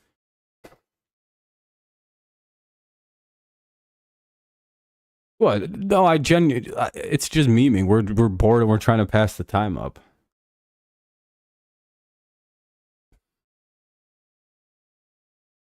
Come on. You guys don't think it's possible? Fine, 156 and 6. It's about as low as I'll go, though. Other than that, it's kind of pushing it with the losses here, guys. I'm a little uncomfortable going any lower than that. Like, I maybe will consider 150 and 12, but then it's like, all right, come on, double-digit losses? Are we fucking kidding? That's disgusting. Might as well just end the season. Anyway, that'll be the end of the 5th inning. Tigers get a run back on the Torkelson solo homer. Top of the 6th coming up. It's 5-3 Tigers. Correa, Wallner, and Castro do up. It feels like every inning has started with these fucking guys. I don't even know how this has been possible. I don't even know how they only have two at-bats each. It's like, how? Every fucking seeming inning has started with these guys since the first. Yeah, Tigers, yeah, I know. You've said this like 6 times, Eric. No offense. I'm not trying to be mean. Oh, Michael Lorenzen's throwing the no-hitter? No, that makes it even better. What inning is it in? No one ever answered my question, did they? Oh, it's in the fucking 8th. It's going to the 8th inning. Oh, wow. Oh, wow. He's only got 2 innings left to throw, 6 outs. Woo. He's through 7.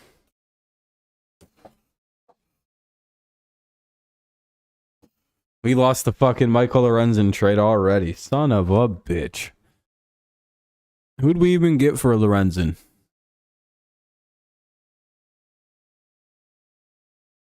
Nobody? No, we lost the trade, dude. We got fleeced again.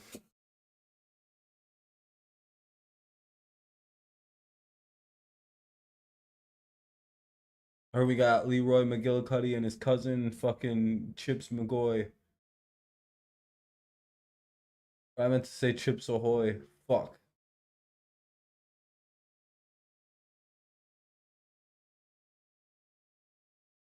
Hell yeah, Eric. Yeah, you said that right a little while ago. That's not bad. What kind of spaghetti? If it's like high-end spaghetti, then Chips McGoy. Yeah, Chips McGoy. Maybe he's a pretty good infielder. He's got a cannon. I don't even remember what we got for fucking Lorenzen. We got ripped off though if he throws a no-hitter. Mom spaghetti. Oh, not bad. That's a pretty good shop and open. I don't even know if it's still open. But Eminem did open up a real spaghetti store. I can't imagine trying to go to a spaghetti shop and be like, "Can I get the drive-up spaghetti, please?" 2-1 count on Correa. Yeah, you've said that, Eric. That's the 5th time now that you said that.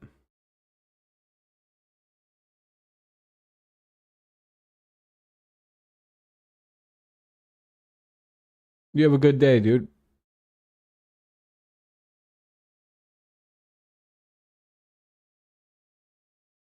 Anyway, 2-2 count.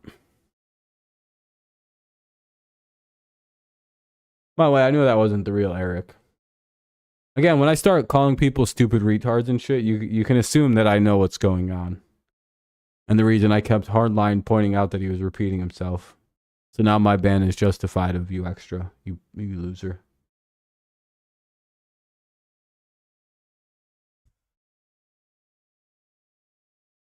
GG, no re. I fucking smoked you again, loser.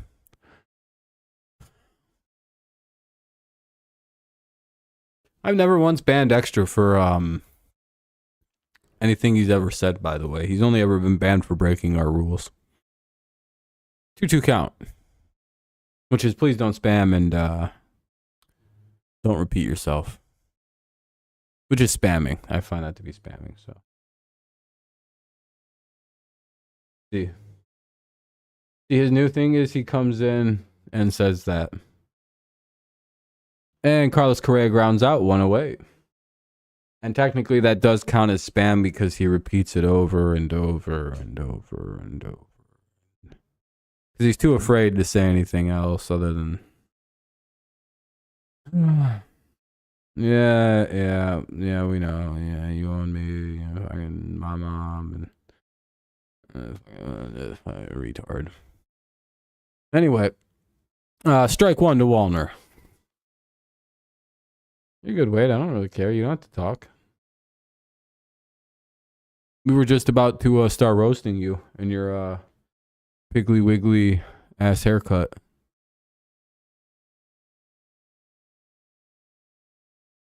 I don't even know what that means, but it just sounded funny. I heard somebody say it on the TV, so now I'm going to start using it. Is that offensive?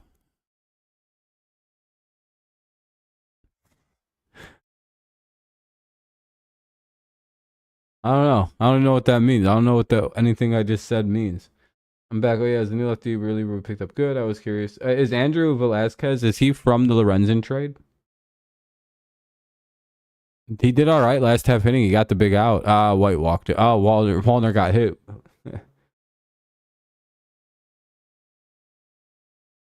I hope so. I hope I get canceled so I can become a right-wing commentator.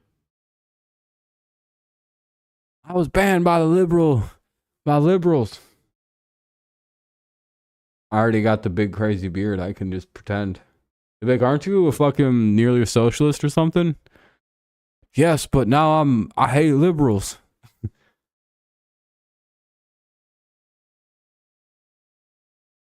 Thought it was, yeah, he was a waiver claim. You're right. I don't remember who we got for Lorenzen. Wade, what did we get for Lorenzen? He's like on the verge of a no hitter, or maybe just lost the no hitter. I don't know. Let me go look. Oh, I don't want to go to that site. I don't give a fuck about that. Oh, it's still the bottom of the 7th. Oh yeah, we got Lee from the trade. Oh yeah, we got that one dude who might not be shit. God damn it. Anyway, it's an 0-1. We could use a double play here from Castro. He could be good. Who knows? Dying, dude. Goodbye, everybody. I'm dead. Oh no, Nico. I think Willie just hit a 2-run homer. I'm dead now. Oh no, he doubled. Okay, it's a tie. It's 5-4. Tigers holding on to a run lead as Willie Castro doubles in a run off Brendan White. Runner at second, one away. Max Clark hit a 2-run homer or a walk-off home run the other day or yesterday or something like that. Good pick. Seems like he's going to be a star. Get to the MLB quickly. Yes. I predict 2.5 years we'll see Mr. Clark debuting, right around the time we see Jackson Jobe debuting.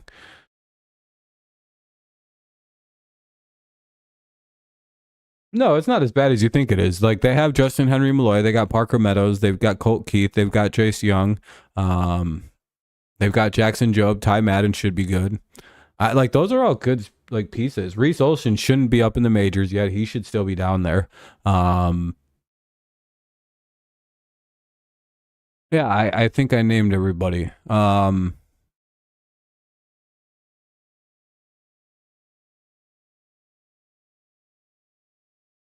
Yeah, Al actually put together not like the worst team ever. Like all those guys are Al Avila guys, which is like the funniest fucking thing in the world. I think except for Justin Henry Malloy and obviously Max Clark. And some of the other guys that we just drafted are also really promising. Like, all these guys are literally fucking guys that, like, Al Avila put in the team. Like, literally, except for, like, 2 of them. Like, I hate to be that guy, but, like, if we had given Al another 2 years, like, we may be like, well, Al wasn't even that bad. Like, that's the worst part of... Hey, Jeffers just struck out on a terrible pitch. Hopefully that doesn't let the run score. It doesn't. That'll be the second out of the inning with a runner at third. I don't know. I think things are a little bit better than people think in Detroit. Our young hitting is actually really good in AAA. I'm wondering if we'll see Parker Meadows debut this year. I'm guessing we will. He's literally, I think, an injury away from debuting. Tyler Holton's going to come in and pitch for White. So pitching change here. I don't know if we'll see Henry Malloy or Colt Keith this year, but I do think we could see Parker Meadows get called up. I think he's had the most at-bats. I think he's a little bit older. I think he's ready to go. Um, Probably just Parker. Pretty. As soon as we can expand by one bat, one arm, I would imagine that we'll see Parker get called up this year. Yeah, just to, I mean, fuck playing Eric Haas in any capacity, and yeah, I don't know. It'd be nice to see a real outfielder. Like some of these guys got dog shit arms.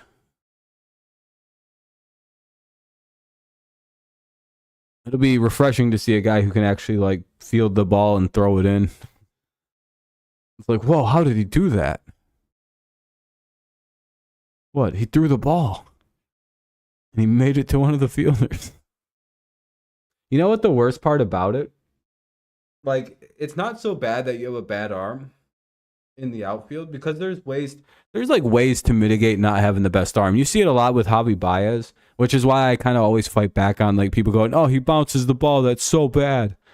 Like, if you know anything about physics, and if you're not like, if your arm is mediocre or so, a way you can make it look better and faster and stronger is literally by chucking the ball at the ground and hopping it to the where you got to get it to, letting it bounce.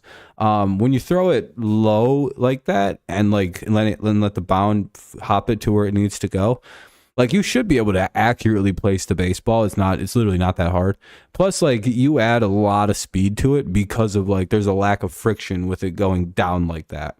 Like, you know, it's just there's less air is traveling through. It's able to just it's just this weird thing where it could be quicker if your arm isn't like a natural cannon. Um, and I think the problem with a lot of the Tigers outfielders is they try to like overthrow and like get the ball in the air to the guy instead of just going with the natural hop throw in, which would probably increase like guys like I wonder why Badu doesn't hop throw the ball in instead of like him trying to like peg guys where he just doesn't have that kind of arm. He's finally hitting cutoff guys, but it's like just hop throw it to where you need to, man. It's not that fucking hard. Wonder if that McKinstry, I think they'll probably keep around as like a utility guy. Yeah, I don't know about Veerling long term, but I think they like McKinstry as like a long term, every position good to go guy. Um, but see, Veerling's a similar thing. Like Veerling can play everywhere, so kind of depends who you like more of the two. If they want to stay. Man, my nose is. I have to go get something to drink. I think that's a big problem. It's a 3-0 count here in the at bat for Luplo, who's the pinch hitting for Gallo against the lefty Holton. 5-4. Tigers have a slim lead with a runner at third and 2 out. He walks him. Fuck.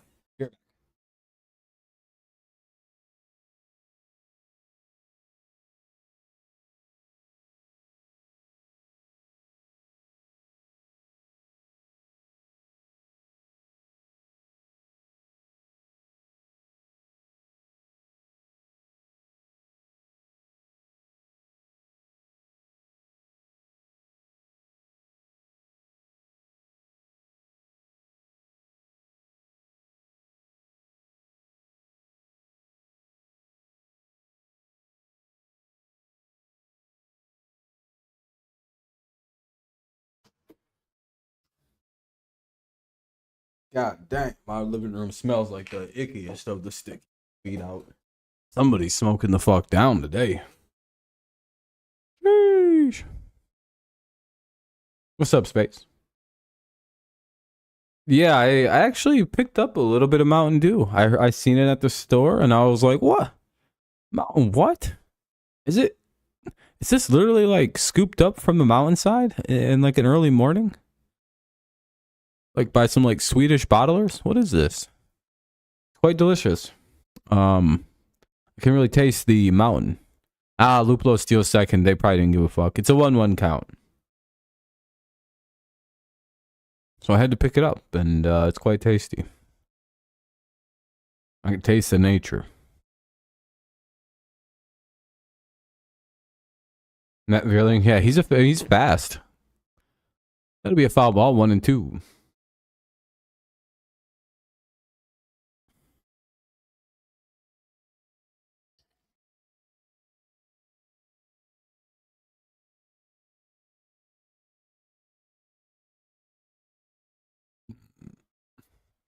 Anyway, 1-2 count. Runners at second and third. Couple ducks on the pond. 2 away. 5-4 Tigers lead. They need a big pitch from the rookie Holton. Can he deliver against Farmer? Let's see. Foul ball. I thought he struck his ass out. We'll see another 1-2 offering coming on up. The world waits on pins and needles for Holton's new pitch. Can he get out the difficult Farmer? Tigers are afraid of me, per sources. 1-2.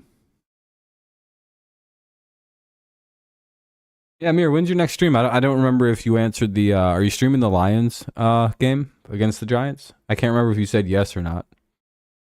We were kind of fucking around about random shit.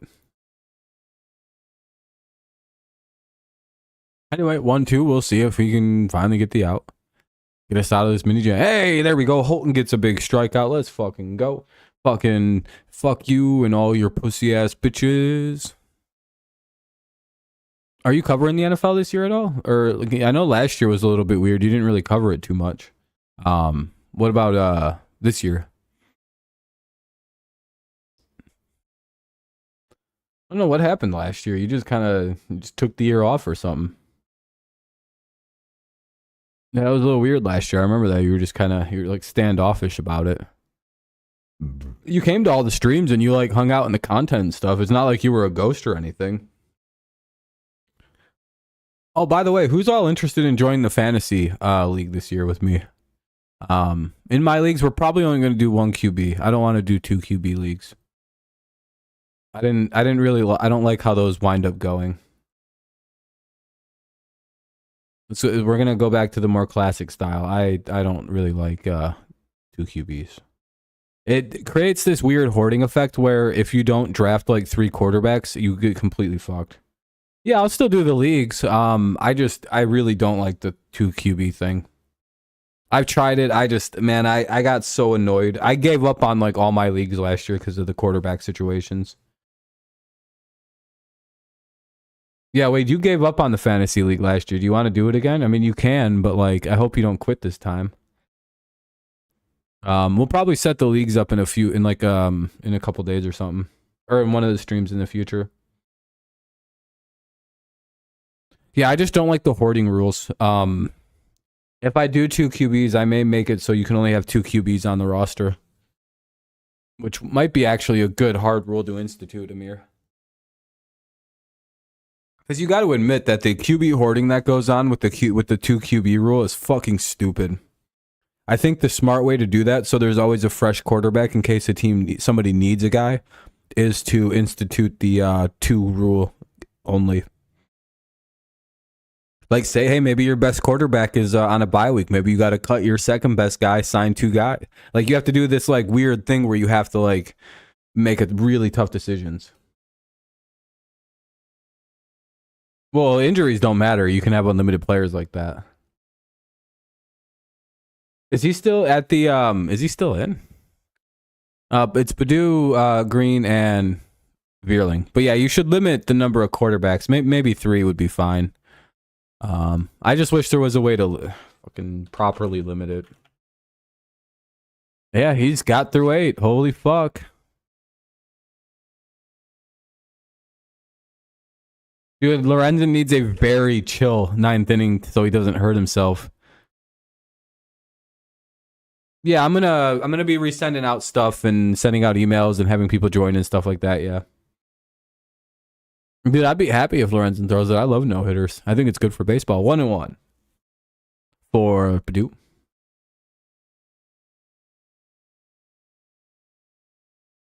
Haram, see, Daniel's cool. So, who would want to do a fantasy for football? I'm sure Karam wants to. I'm sure Amir's in. I think Wade said he's in. I'm sure Kenny will be in. You know what's funny? You guys know Ken Dog, the guy who comes in here and kind of types funny, and he's kind of like a good guy, but he's, you know, whatever. He's a fun guy. But Kenny's won 2 straight of the dirty leagues. He's our best fan. He's a fantasy football shark or something. I'm not really sure what the fuck's going on.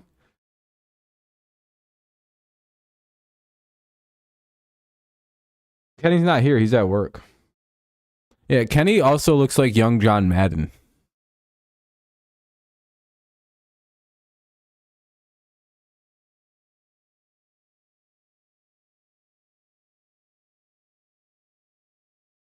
Oh, huh. Maybe he blocked you? I doubt it.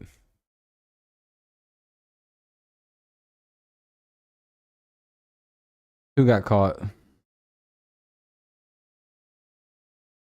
Yeah, I'm gonna probably pre-order that pretty soon. I know I don't have much time left to do all that, but I probably should. Kenny got caught what? Kenny got caught looking? Lacking? Do you run up on Kenny and press his ass, pull out a gun? Damn, fucking Wade's out here gangbanging? Oh, Kenny was being silly at work. What was he doing? Badu strikes out, one away.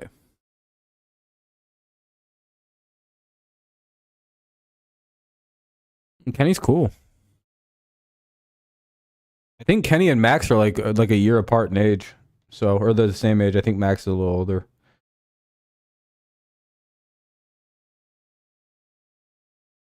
Oh, Kenny.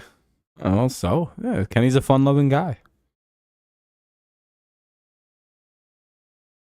Kenny's meant to be on a football field helping coaching and shit. I don't think Kenny's meant to do normal people work long term. I don't think he's got the I think he can do it. He's a very friendly person. But I think his calling is somewhere in the sports world. He's got a certain kind of energy for stuff like that, it seems.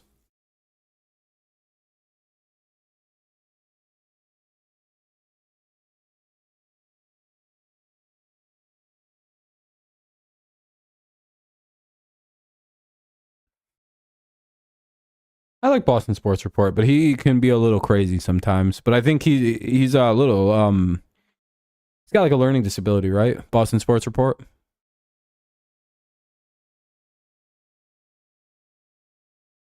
2-2. Karam, I don't think he's like I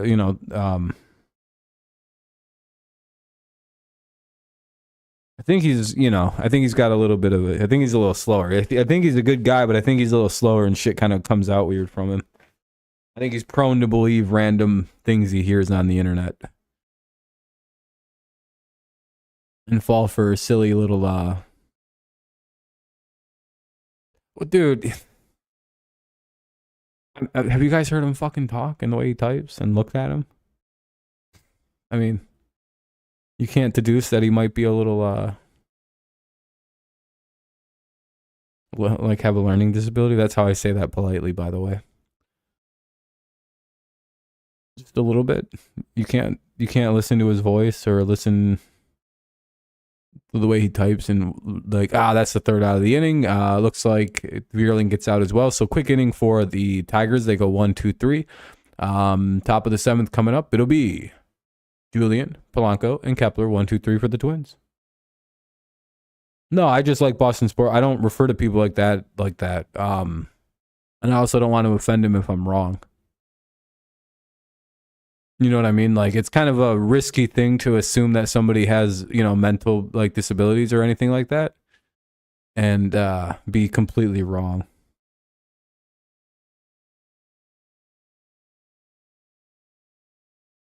Well, I mean, let's be honest though. I mean, he kind of has a certain. He's a good guy. I don't mind.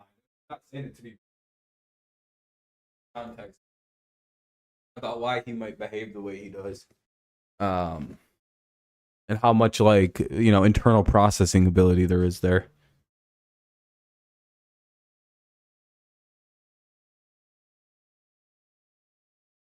No, I'm just good to like people with disabilities and stuff. I think you have to kind of remember that their brains don't function. They don't A to B the same way we do. They get to A to B, but there's like some weird paths in the way. That's fine. Nothing wrong with it. They're a little different. And I think it's good to recognize that. Again, I'm pretty compassionate to a lot of people's plights. It would be weird and difficult to navigate the world at like 70% of what you currently can, you know? So I don't know. I've always been super compassionate with people like that. I'm like, it's so hard to take them people and be mad at them for what they do or say. If it's just harmless shit talk, I really, oh no. Yeah, that stuff. He's a bit obsessive and a bit shit talky, but like Lorenzen coming out in ninth with the 110. I hope he can make it through it. Yeah, I know. He's very shit talky though. He's very into this talking shit about sports. I don't think he likes watching my channel though. I think I bore him. 0-1. And because I don't hardline on like one team, it's kind of hard to shit talk to me. It's like, well, I'm kind of just a fan of the game. And play out. There we go. We get Julian on 2 pitches. Nice job. 1 away. Yeah, you could probably just ask him to stop well, you probably do, but fucking retarded, so good luck.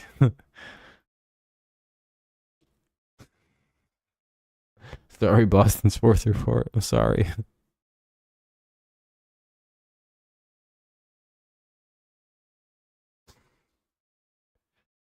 Yeah, you could ask him, but it's not gonna be. You have to kind of scream at people like that for them to get the message, like I had to with Kenny. But I have no problem yelling at people with disabilities or like learning issues. I'll scream at them. Like, I'm gonna treat you like a normal person, fucker. You better knock that goddamn shit off. I have a personal belief that you shouldn't treat people differently, even if they're disabled. If you annoy me and you got fucking mental problems, I'm gonna yell at you the same way. 2-1. I know you can understand words, motherfucker. If you're able to communicate back to me at any point, I know you understand words.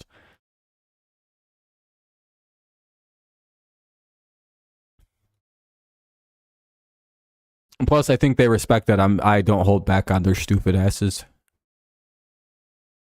I've privately been told that by one person. I won't say who, but they were like, hey man, I kind of appreciate that, you weren't afraid to roast the fuck out of me when I was being a bitch.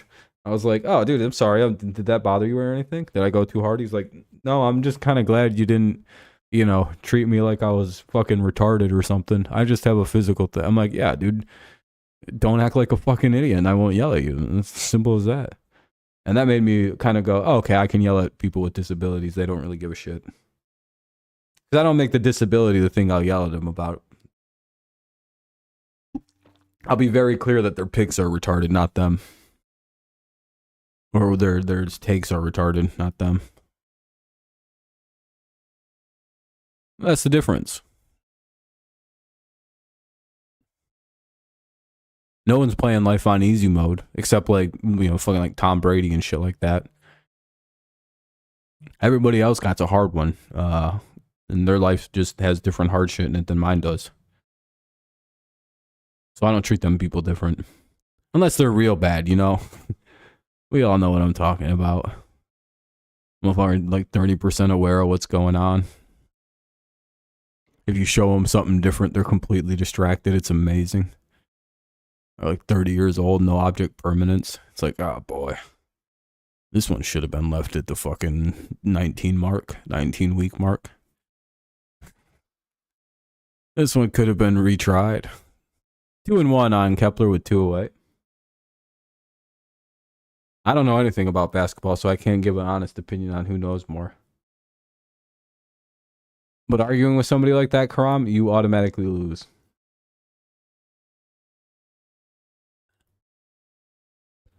I know the most about hockey than anybody I think I've ever met. I just don't talk about it.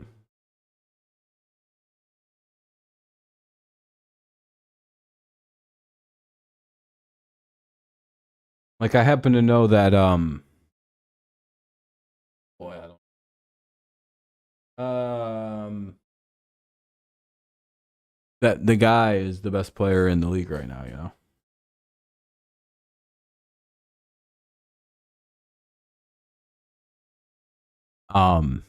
What do I know about hockey? I mean, what don't I know about hockey is the real question.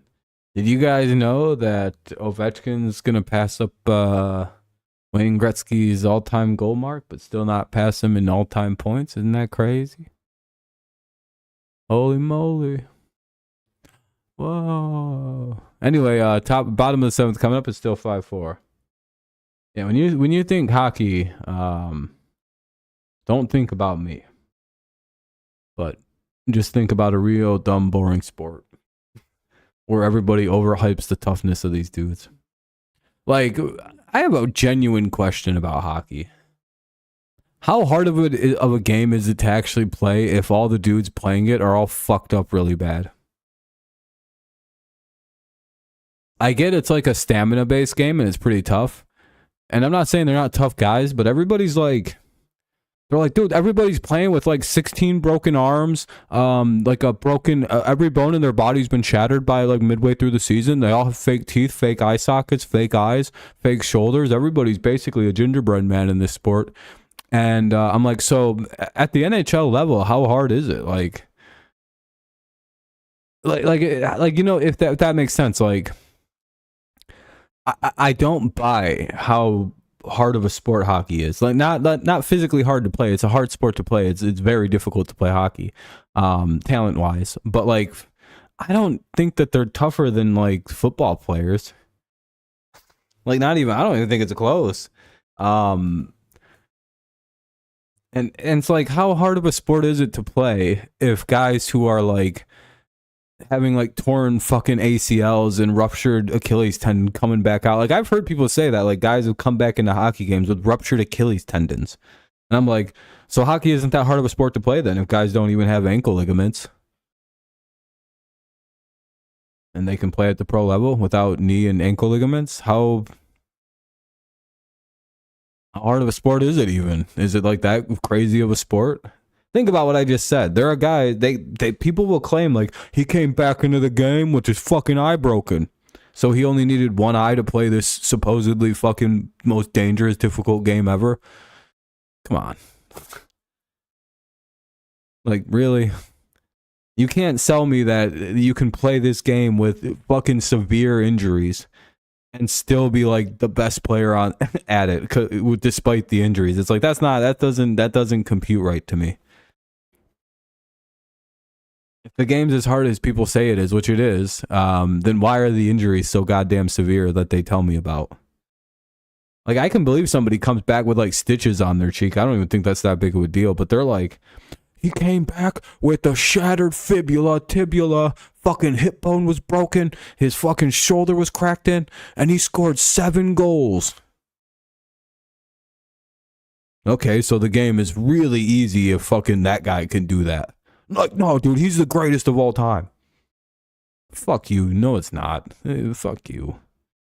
You're lying about your game. It's a hard game. It's a physically demanding game, but I don't know how tough you have to actually be to play hockey.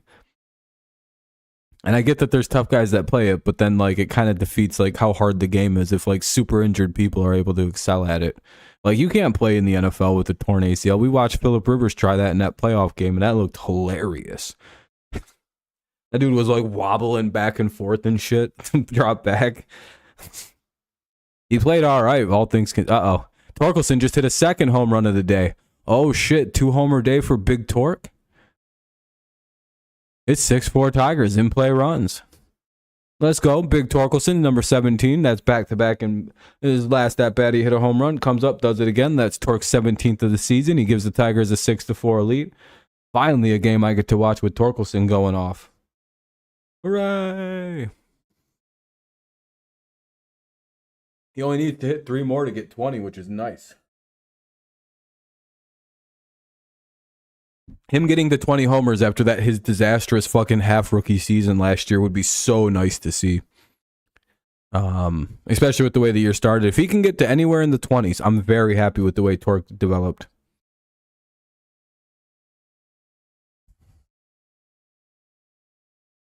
I may be in my minority on that.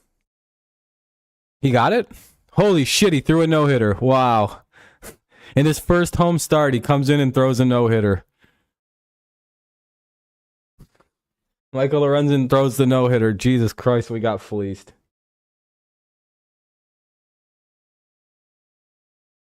I'm going to send my dad a message about that.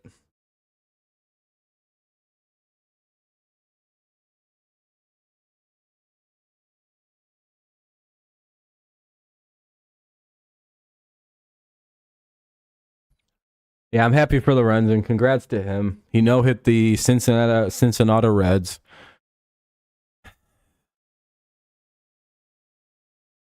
We got fleeced so bad. Daniel versus Karama is a good rivalry. Anyway, ball 1 to Carpenter. Balazovic.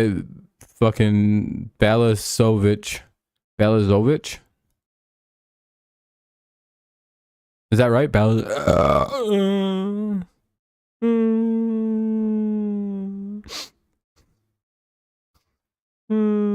hurt. Okay, I'm good. That's me burping these days. It creates this weird auto effect. I can't control that. It's my immune system trying to fucking kill something, I'm pretty sure. Oh, no, I don't want to burp again, please, no. Okay, we're good.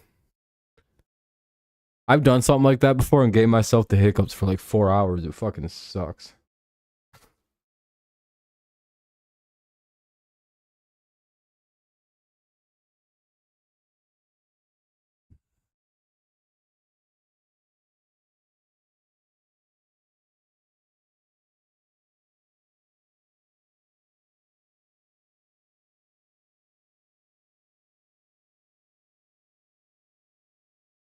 What's up, Finard? Finard. Anyway, it's bottom of the 7th. Tigers take they add 1 to their lead, make it 6-4 on the Torque solo homer. Of course, Kerry Carpenter was batting. I don't know. Oh, he's out. Miguel Cabrera singled. Kerry Carpenter got out, and now up comes Baez. For some reason, it froze. We'll try Texas Repo. I don't know if the Tigers can beat the Rangers, though. They might kill us. Our team's kind of, I don't know right now. Nope. Did I fuck something up? Nope. Okay.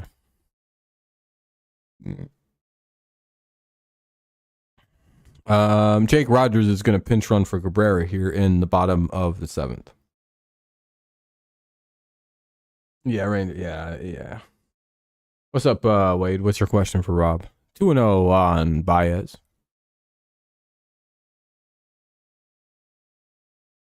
Make sure you guys check out my picks video. Week 1 picks video is up. It's chilling. It's for the preseason anyway.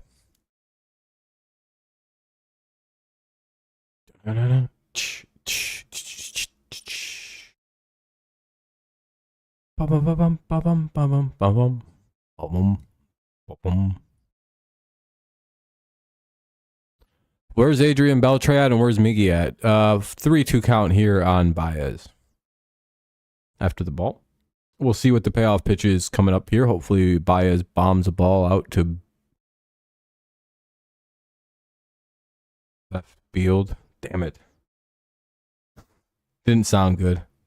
And he struck out because I did that gas pun. 2 away, and now here's McKinstry. Runner at first, and Tigers lead 6-4, bottom of the 7th. I just don't know where they both are at, hits-wise. Miggy doesn't have very long to catch him. Month and a half. Oh, yeah, about a month and a half. A little over that. What am I eating today? 31.66. Nah, he's not going to catch. Nah, I don't see him catching Beltre. That seems unlikely. 23 more hits. 24 to pass him. Unless he goes on a fucking tear through September. Not sure what I'm going to eat. I haven't had dinner yet. I have a bowl of Nashville hot chicken strips in the it's like a bowl with mashed potatoes, Nashville hot sauce, and chicken strips. I think there's corn and fucking parsley flakes. I think I'm gonna eat that. It's fucking tasty.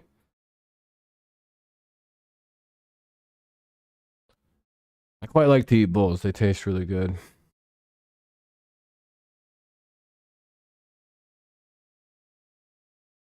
Especially when they got the corn. Well, I don't really like the corn. I wish it came with something else, but corn's the only option in this. Fucking bullshit. I would play some with peas. I think that tastes way better. Peas and spicy go good together.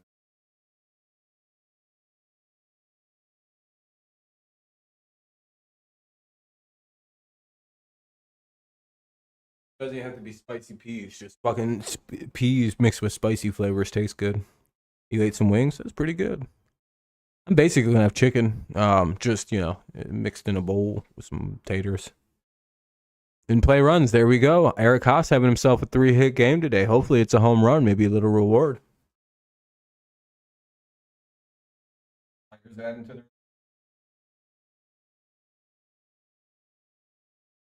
What you want to see late in the game is the Tigers going crazy. Twins fucking up your parlay. Damn it, that's not good. 6-4 though. Let's see what runs Eric Haas added. Hopefully it was a 3-run. No, he singled in a run. So runners at first and third, 2 away now for the top of the lineup. Baду. Tigers take a 7-4 lead. Yeah, the bats are doing pretty good. It's kind of a continuation of yesterday. They have 15 hits. Holy shit. Yeah, Tigers have 15 hits and have scored 7 runs. They're definitely on fire right now. Teeing off.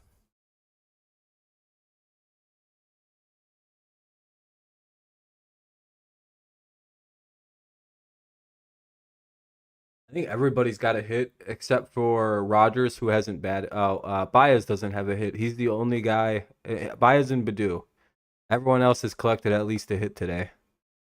And Badu gets out again. Oh, rough day for Badu. He's 0 for 5.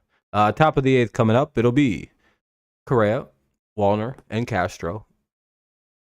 Correa, Wallner. Dude, it's always Correa, Wallner, and Castro. Like 2 innings ago was these motherfuckers. What they got?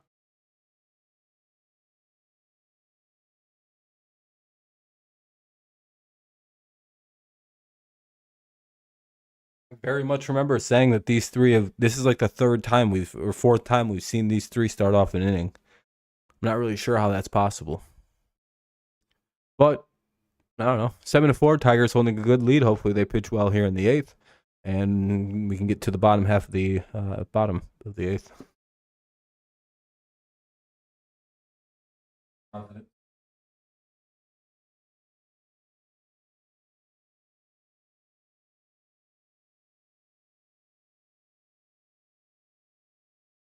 The lights, yeah, when they hit home runs and they do the flashing lights, I do like that too.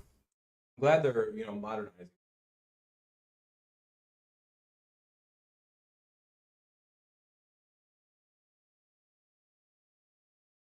Copying.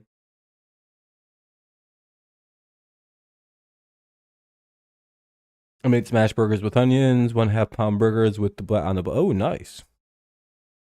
Sounds like some good ass burgers.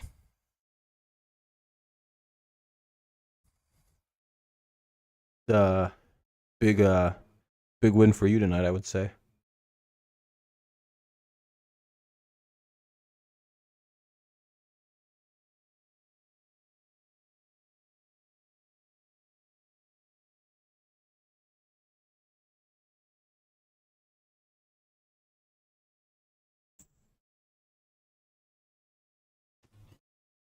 You're a dentist.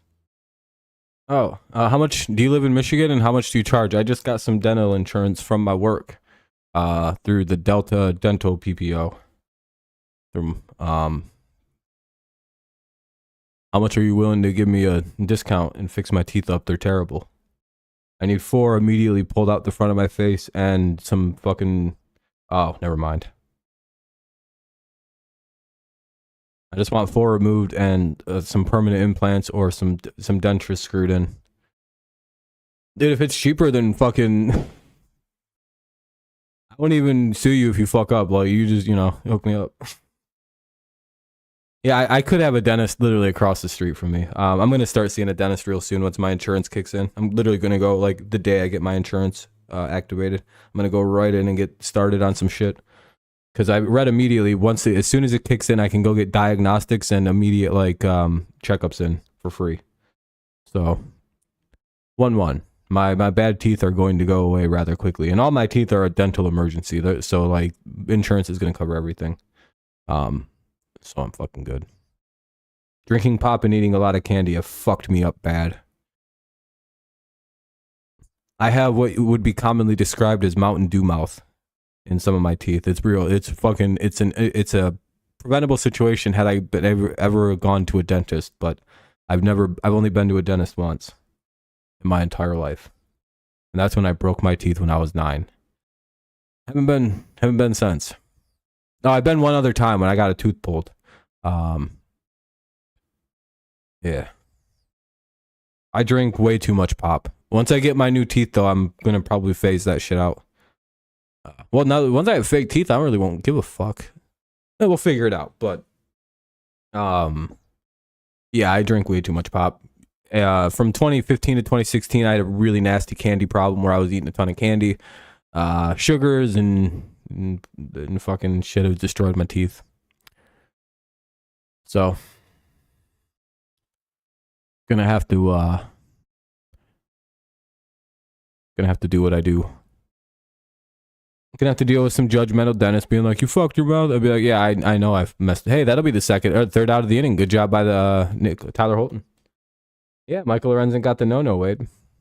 So I'm pretty excited though, because even if I get dentures, I'm just gonna get nowadays dentures work pretty good, and you won't even be able to really care.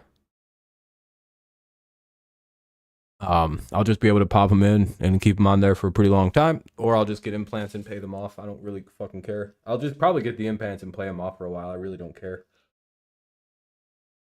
I don't have a car payment or anything like that, so I can afford to do that. Plus, it's 50% off. So if it's like $1,000, I just got to pay off $500. I'll do that. Put me on a payment plan, my friend. Get that one, four teeth implant, I believe it's what it's called, where it curves around the front of your teeth. I know athletes get that. I've already looked into it. I know how it kind of works, and you get them in sections. And the 4 I need are my front 4. So I just get those yanked out, and then they permanently input my front 4s, and then I got fucking good teeth again, and then I don't really care anymore. I'll spend the next couple years rebuilding my mouth.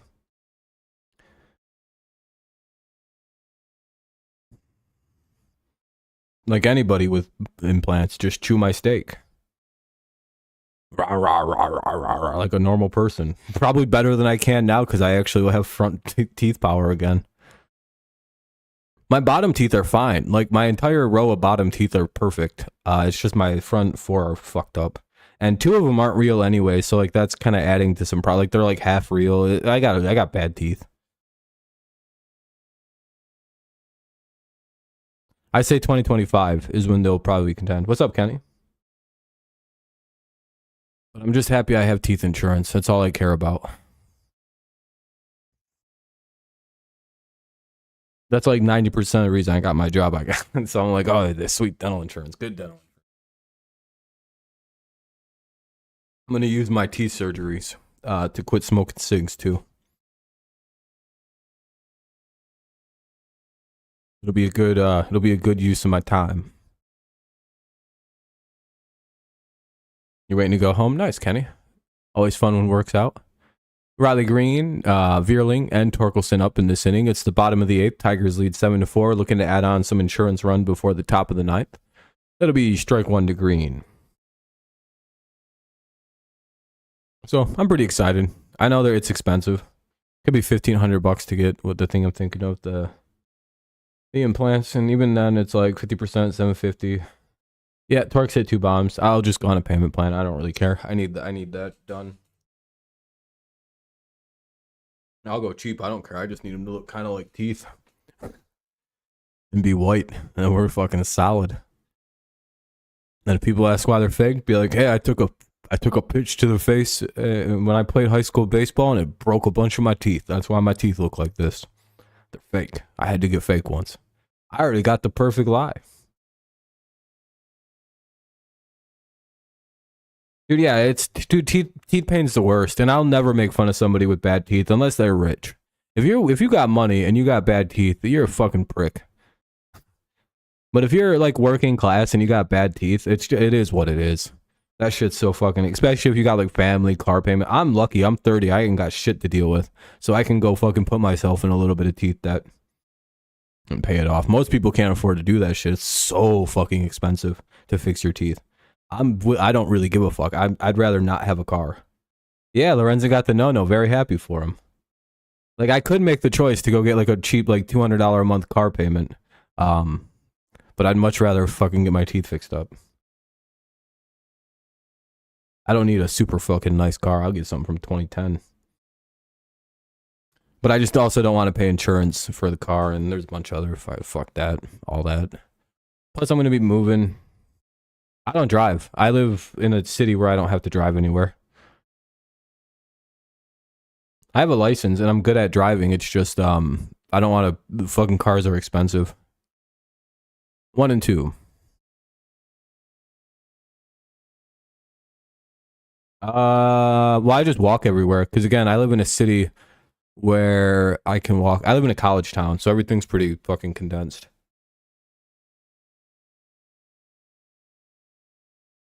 Or I've always had roommates that can drive too, so I just give them gas. Like I'll fill up their car and shit for some help with some rides.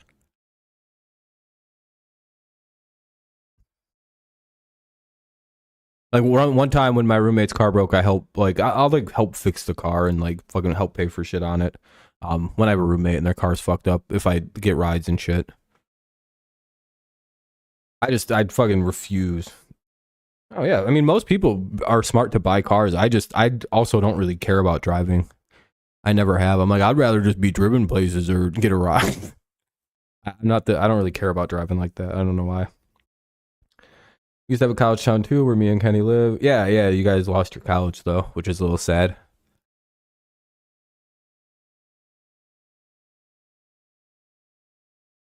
I don't know if I'll be in Michigan still. I may have to move out of the state to go for my writing program I want to go to for my PhD or MFA. No, I have a driver's license. I'm good at driving. I just don't really care for it. Hey, Veerling gets a one out single, maybe more.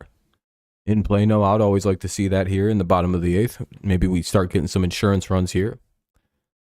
Yeah, I'm fine. Oh, triple even. Holy shit. We got a triple there. Easy. Now let's see if we can drive this run in. I've never owned a car. I just know how to drive. I drove my mom's car. Until I stopped living around her place when I was like 20 or 21. Again, I've just been in and out of college too, and I don't think it's a good idea to bring a car into college environment.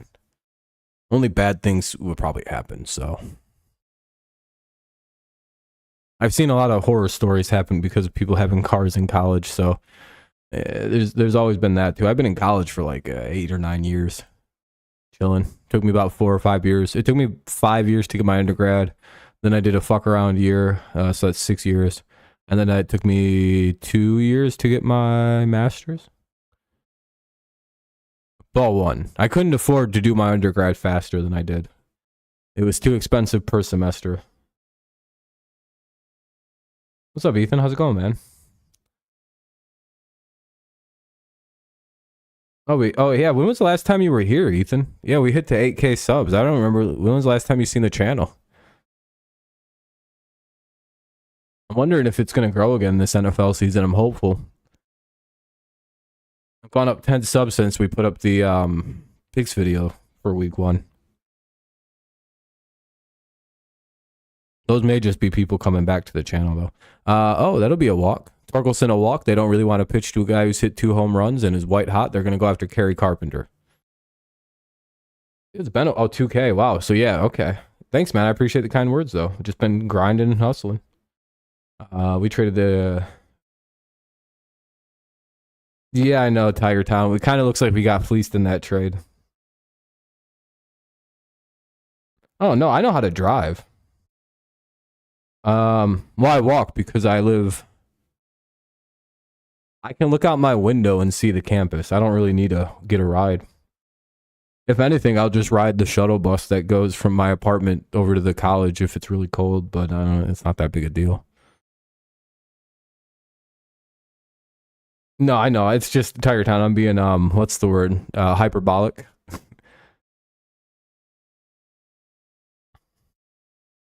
Be cool if we can get him back in the off season though. Runners at the corners, they make I think there's a pitching change going on.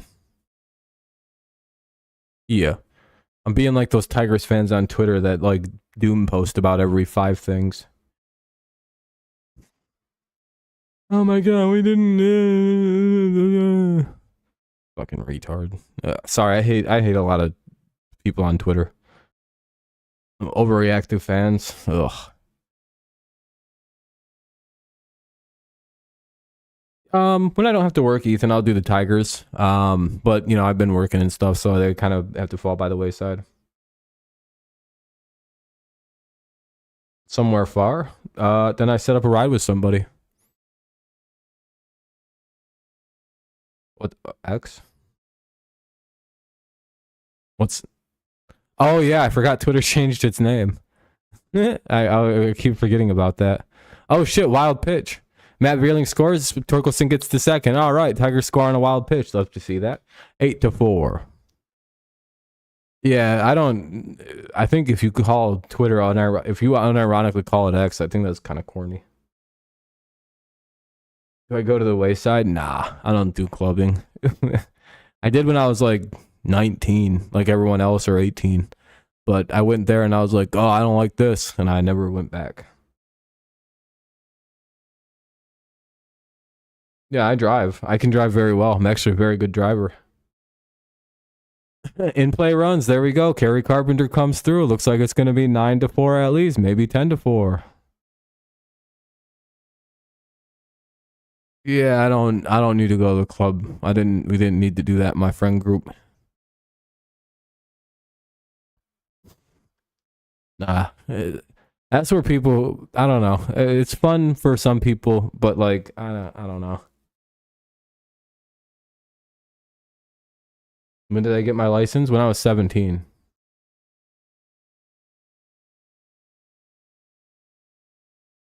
Like most people.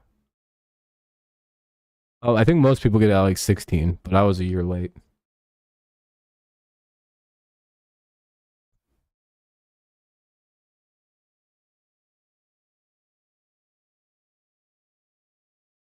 Yeah, they have to pull the pitcher if they want to get it. So Kerry Carpenter did single. It scores the run. It's 9-4. Runner at first. One away for Big Jake Rogers. It's kind of strange to get your license and not want to drive. Not really. Cars are expensive. I want to pay insurance. 0-2. It can make driving seem kind of lame to have insurance and all these like fucking 900 things you gotta have. It's fucking expensive. I'm pretty cheap, dude. Like overall, I really don't like the idea of having to spend a lot, like $200 a month just to drive a car. It's like, fuck that, dude. I thought about buying like a scooter or a bike. It'd probably be a pretty good purchase for me, but I also feel like I'd feel like a loser. I have very good, strong legs. I can just walk everywhere. Jeffers, Luplo, and Farmer, unless they pinch hit. Bottom of the ninth. 9-4 Tigers. Good lead. Again, you have to have insurance on motorcycles. That's part of the reason I don't want to get a car.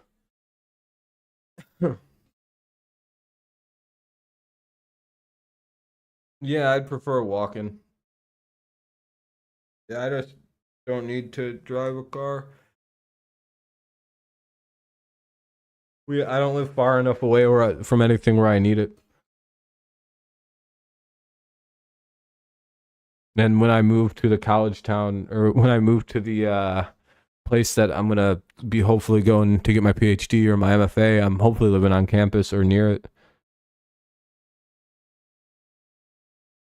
How many miles around camp at CMU? Oh, campus? I don't know. It's a lot. Probably a couple or something, like 2 or 3. Yeah, I live right by campus. I literally probably could fucking throw something and it will roll and hit the edge of campus. I don't live very far. It's right out the window. I go across one main street and there it is. Boom. I'm not married.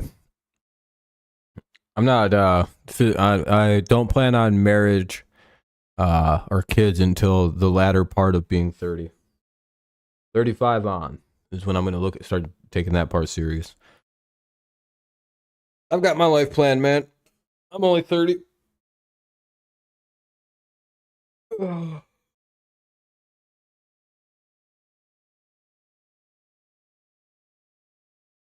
That's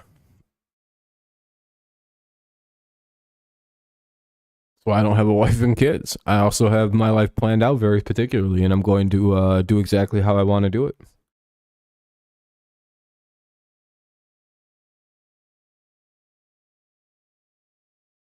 Yeah, I'll be all right, Sinclair.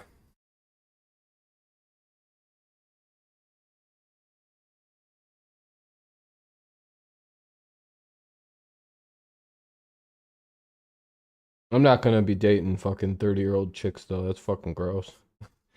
I'm going mid-20s, baby. I know where my value is gonna be. I know what kind of chicks I can get with. I don't care about that. Oh my god, a girl had a history. Oh fuck, I don't care, dude.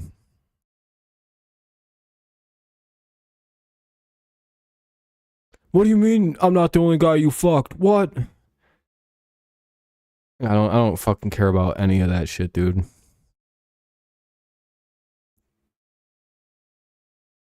You're talking to the wrong guy. You're talking to the wrong guy. I'm a very confident person, dude. I don't, if she wants to be with me, I genuinely think I'm better than 99% of the dudes she's been with, and no, probably 100%. I don't care about her past. None of my problem. Oh yeah, I've been broken up with because of stuff like that. Because one time this chick was telling me about stuff, and I was like, I don't care that you tell me this stuff, but I don't know what you want me to do. Because I really don't give a fuck about any of this. Why does it matter to me? I don't give a fuck that you had problems in the past. It's not my problem. I didn't do it. Not my problem. You don't care? Yeah, I just told you I don't. You could get cheated on? Yeah, that's in any relationship. About 5. I had a girlfriend for 90% of college.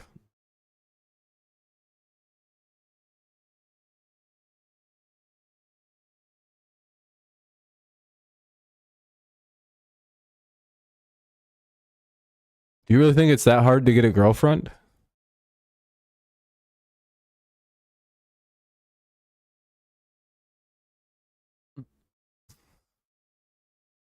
No, I do. Why you acting surprised? It's not that hard to. Literally have never had a problem. I don't get jealous, dude. I'm not a jealous person. Very, very self-confident, very I don't know. I don't know what to say. Maybe I'm just retarded or something. But no, I don't want a girlfriend. It would get in the fucking way. 1 and 1. Some people have to make moves, and having a bitch to deal with is fucking ugh. That would mess my life up a little bit. It'd get annoying. I don't have the time. 1 and 2. Yeah, I don't care about any of that. I don't want a fucking virgin. That's gross.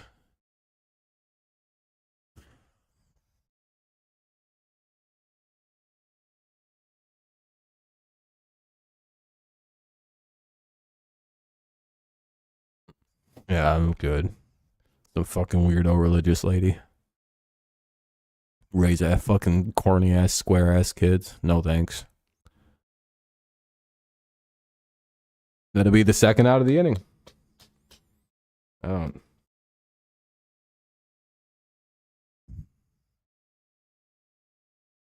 All right, we need one more to win the game. Let's see if we can get it. No, ew. It's like a fucking baby. I want someone in their mid-20s.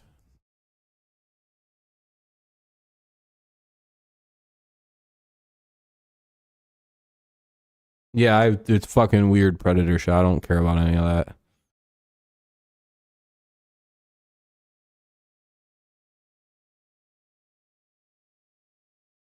Yeah, I'm good with like 25. That's probably about the youngest I'd go. I'd consider 24, but then I'd feel fucking a little weird. If I met the chick at a college, like in like the PhD or like graduate school programs that I'm in, I wouldn't feel weird about it because we're at a similar, that's just a little similar things. Um, yeah, I'm looking at mid 20s. Just because it's fucking, I have my own beliefs on things. Damn it, pitcher. Luplo gets to second. The game's it's nine. It's a 5-run game with 2 outs in the ninth. I'm sorry, Rand. I'm sorry. Did you need a pitch? Oh, it's 3-0. Hey, maybe a little comeback coming now. All of a sudden, it's 3-0 to Julian. Runner at second. Yeah, I don't really find young chicks very attractive either. They hit a certain age when things become more womanly, and that's nice. And it's in like their mid 20s. Like the hips become super full. They get them nice ass bodies. Fucking, it's great. They don't look like fucking popsicle sticks. Ugh. I don't fuck with moms.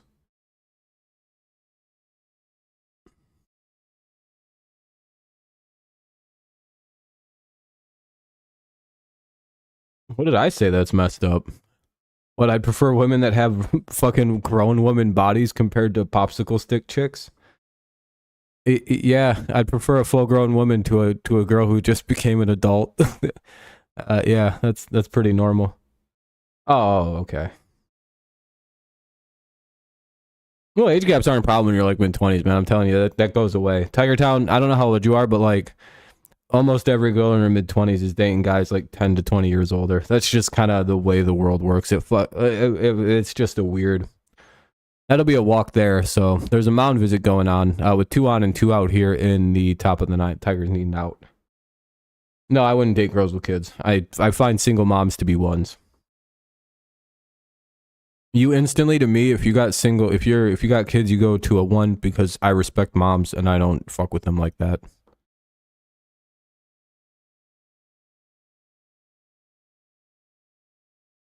No, none. They're not MILFs. I don't find any chick with kids hot.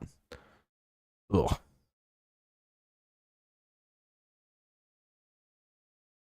Not my thing.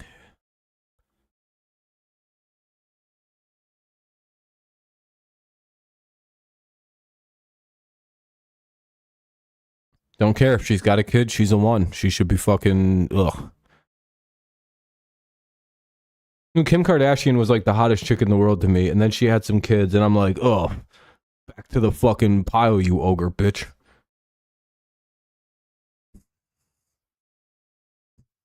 Same with the fucking Kylie Jenner. Fucking Kendall's the only hot one left. She's the only one that's not retarded and spitting out fucking ugh. Yeah, yeah, I believe that. Yeah. As a single guy with no kids, yeah, I find women who've been bred unattractive. Yeah, I'm sorry. Yeah, that's not my thing, man. You could go be cuck man and raise someone else's kids, but I'm not gonna do that. You can have all the fun in the world. Go be someone's stepdaddy. I don't. That's not me, bro. Have fun. Fucking not me. 3-1.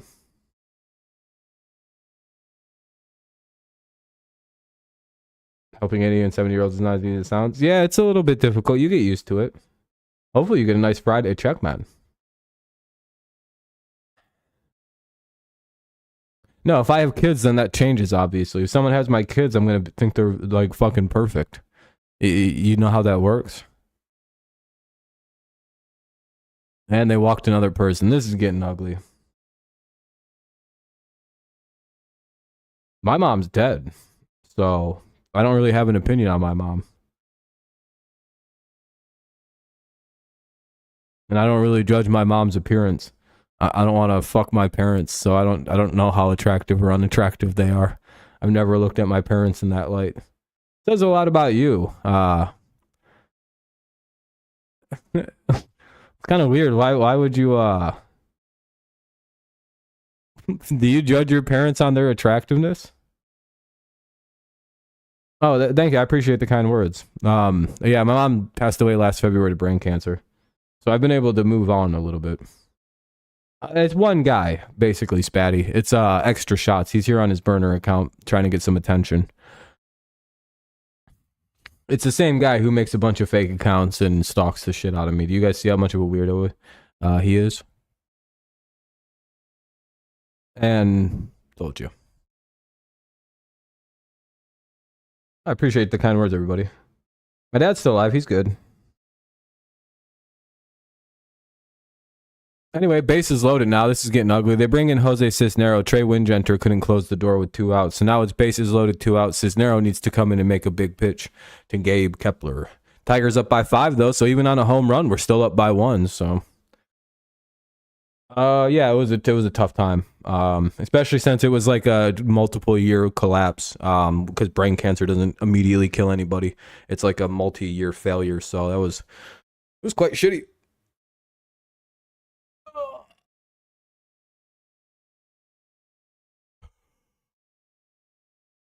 No, it's February 2022.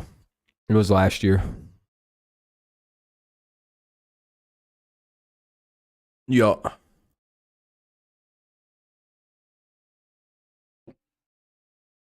Yeah, yeah.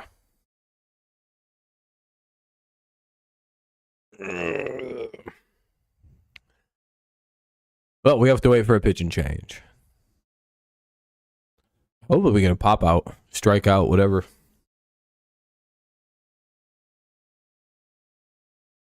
Need some outs.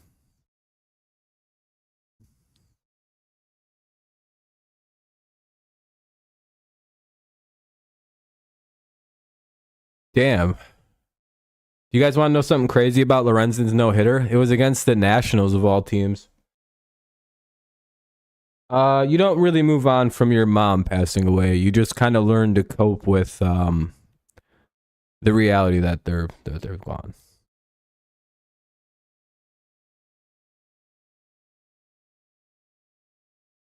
That's what I'm basically. I'm.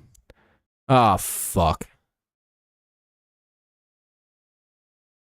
My mom was sick for like 10 years though, so I think it made it a little easier.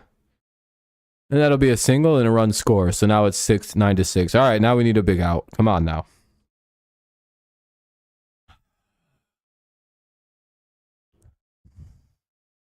Not Correa batting.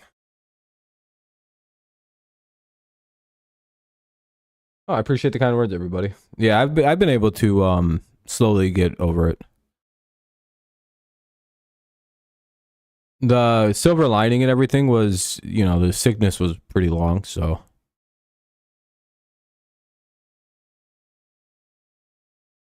Hell yeah, I appreciate that, Fernard.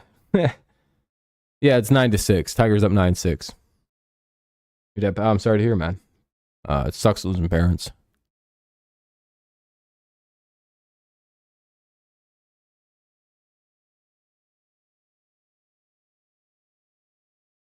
Yeah, I was 29.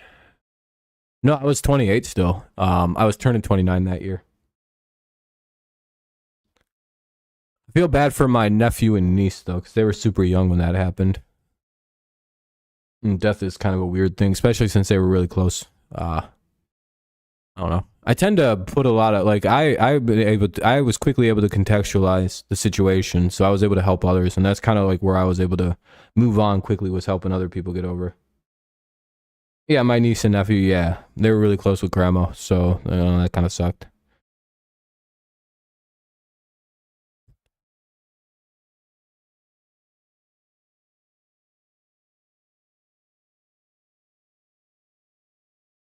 Two and two. I didn't experience anyone in my family dying until like 2016, and when my grandpa passed. So my first experience with death, I was able to quickly understand what, like, I fully understood what death was. I just hadn't experienced, and then it happened in my life. So I was like, oh, okay, I can process this. So I think being older and experiencing it and being able to like immediately put context behind why the person passed away, like what the situation was, what it actually means. It's like no more pain. The suffering's finally come to a close. They seemed like they were kind of okay with the situation. Hey, they struck out Correa. Let's go. GG to the Twins fans. Tigers take a W. And I just know that if they were sick and they passed away, that, you know, they may have lost that specific little flare up of the battle, but like ultimately they finally won against like all of the fucking suffering and the pains and the annoyances that they deal with, and you know, they're at peace. So I can live with that. Sucks, but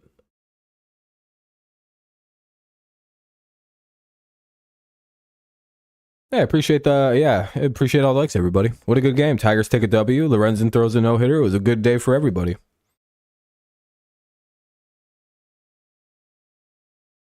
Ooh. That's actually the sword you see in the back right corner. Yeah, soda. Yeah, it was soda. By a landscaping truck while checking his mailbox. See, I find tragedies to be far more sudden deaths and tragedies to be far more depressing and sad than my mom's situation, because like we had a timetable. Like we were told like a year in advance that she had like a year and like 6 months, and she made it like a year and 9, 10 months. You know what I mean? So it's like we had already, like, it was like this weird long process. I find like the random, just like, oh, you're dead now, to be far worse and far sadder than somebody passing to a long-standing illness. I don't know why. I just have always felt that way. Like you can prepare yourself for one thing, you can't for the other.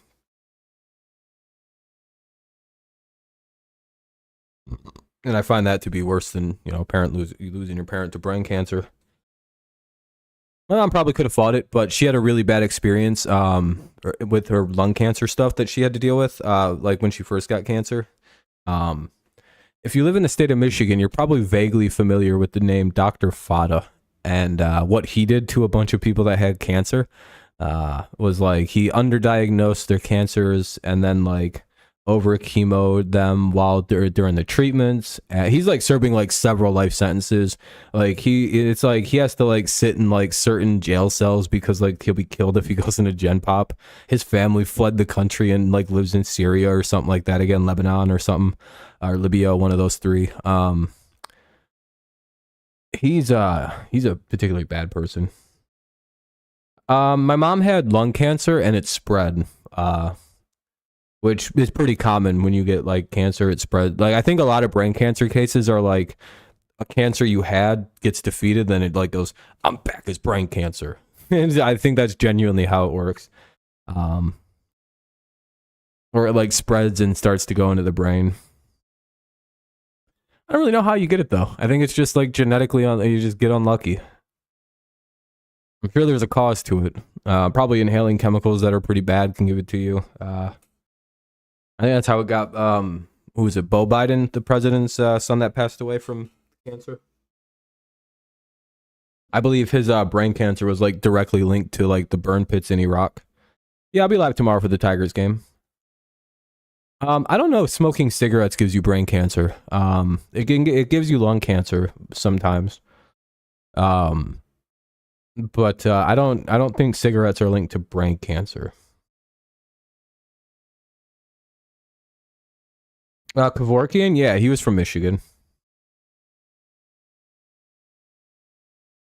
I appreciate the kind words. Life is tricky. See, the loss of my mom is one thing that made me go, I don't want to live forever. It's actually changed my mindset on that idea, and the idea of immortality. I find people who want to be immortal, I think they might be sociopaths.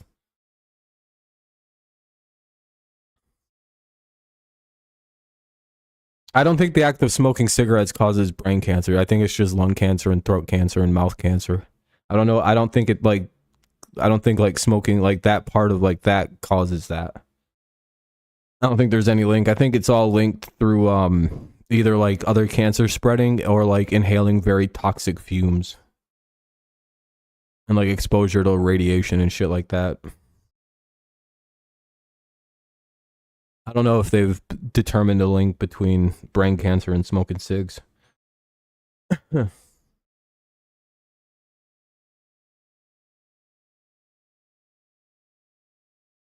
Well, some people are fine. My dad's the same way. He's been smoking since he was 13.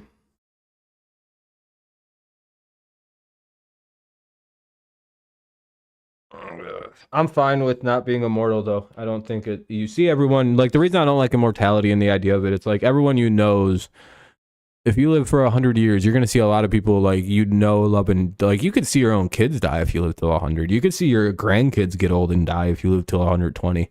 Like it's so fucking eerie that people are like, I want to live for 300 years. Why? So everybody you know and love will just keep dying and dying and dying and dying and dying and dying, and then you're just sitting there as the most. How much of that tragedy can the human brain take before you fucking snap and you just become evil?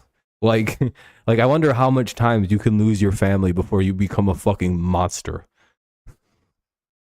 You know what I mean? Like, how many times can you see? How many times can you see your fucking bloodline just die of old age, and you're just like, I'm still here. To me, it would be like twice, and I'd be like, all right, I gotta fucking kill myself. This is depressing. I've lost 3 wives. I spent 300 years with 3 women, and it's just depressing every time.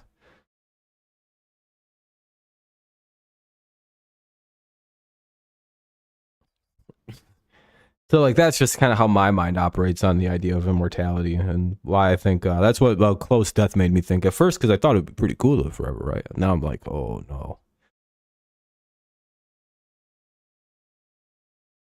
That's why I switched on that. I'm like, yeah, I'm fine with the good 70. That way I don't have to see anybody die. I'll dip out and be the first one. I'll be like, all right, guys, I'll test out dying first.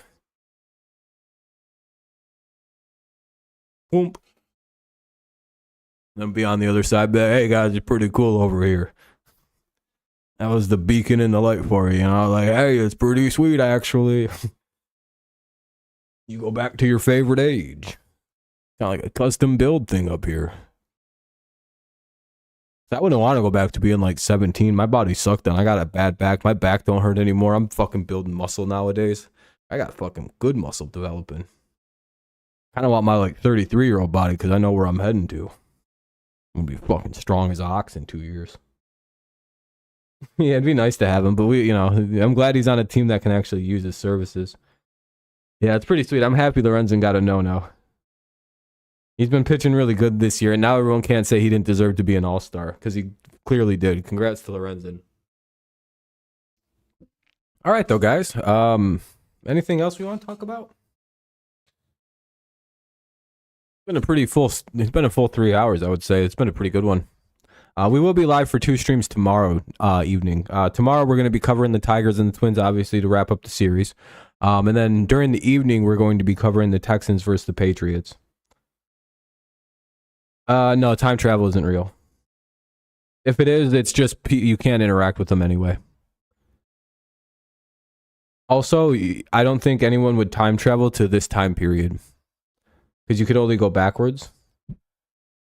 So, do you know why I don't think anybody would time travel to the last before 2006?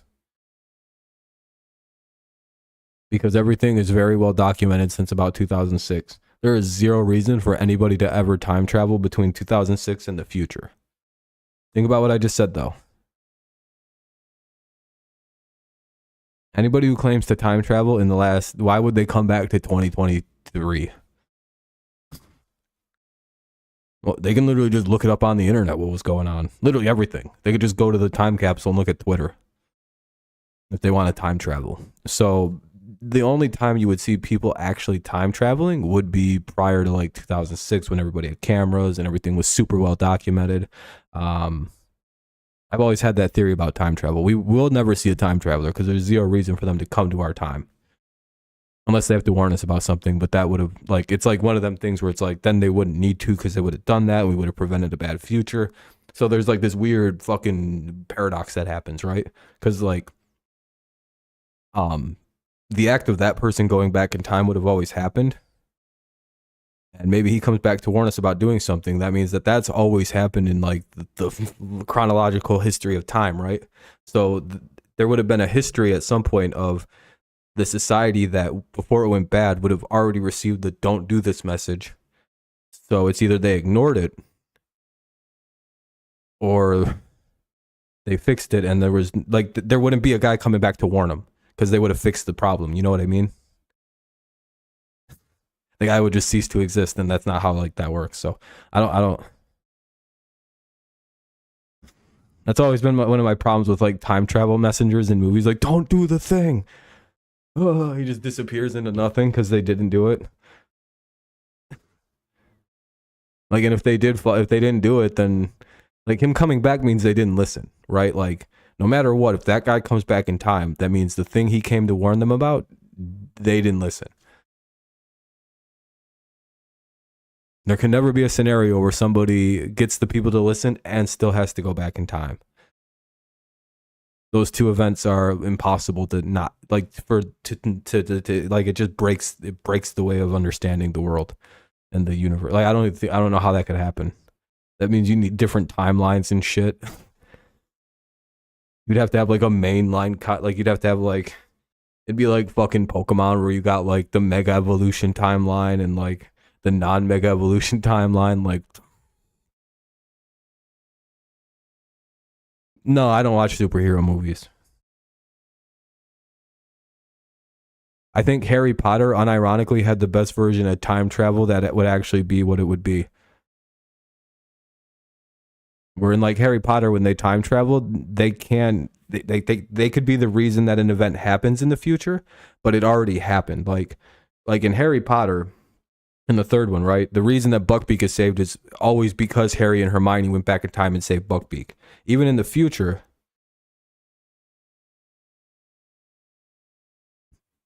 you know, they're the reason that happened. Even in like the present time, even before like they know it in their current time, like they see the animal get saved or they get saved by themselves, they see it happen. And then eventually they get to that point where they save themselves. Like it's like this weird continuous fucking thing. But like that's how time travel should work. It should always be about like it's always going to happen, or like the time travel wouldn't. It's fucking so complicated. But I think I'm right about that. I think that there's a lot of paradoxes with time travel, especially with like the trope of warning somebody. Unless you're just doing it to say they didn't listen, and then it's like, well, the fucker, what's the point of sending the guy backwards? You just wasted all that time for no fucking reason. They're always going to do it. That's why your society exists. The way it does it, because they did the thing that ruined the future. You're going back and warning them means that they did it and you weren't successful. The only way it would do is if suddenly it just changed, which won't happen. Which is why you can't go forward in time. You can go backwards. I think eventually maybe they'll figure out how to go backwards in time.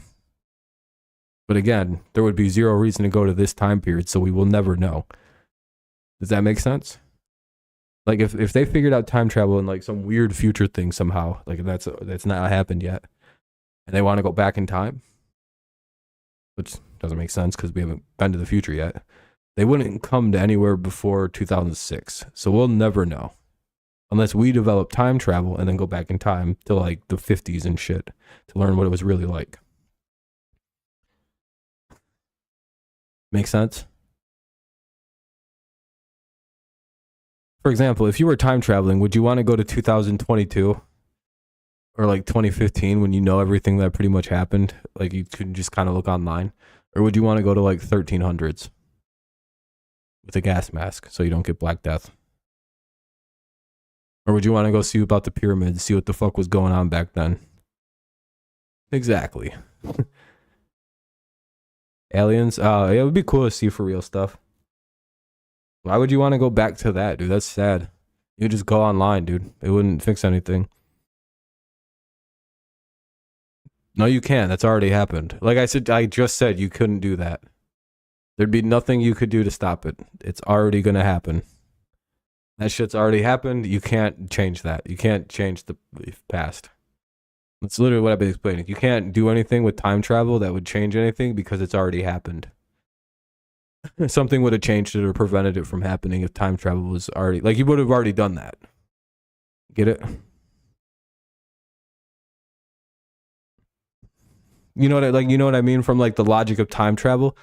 if you would have been able to prevent Biden from being president at any point, then he would have never became president.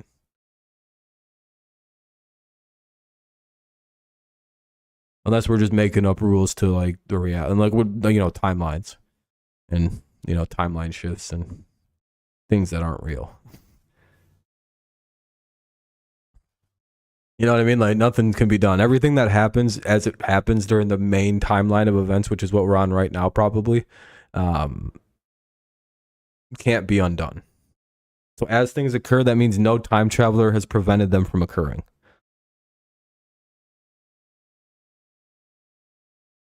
$5,000 IQ. We lost like 20 people to this conversation. Everyone's like, man, I don't know what happened to Rob. He seemed sober before, like 10 seconds ago. Did he hit some weed? I was off the indica before I streamed. I did a bunch of dabs. It's my day off. You gotta excuse me, I just worked for 7 straight days. I needed the fucking day off. So I've been smoking on them dabs pretty good. I got tomorrow off too, but I'm gonna clean a lot tomorrow. I needed to do nothing today. I was fucking sore. Sore and tired. But I'm pretty excited. I know I'm putting in good hours now and good time now, and then around Christmas time I'm gonna make really good money. I'm gonna get a lot of overtime. My managers and bosses explained that you can make like a third to a quarter of your, like almost half of what like you'll earn for the year in the months of November, December. And I'm like, holy fuck, really? Yeah, to your mom.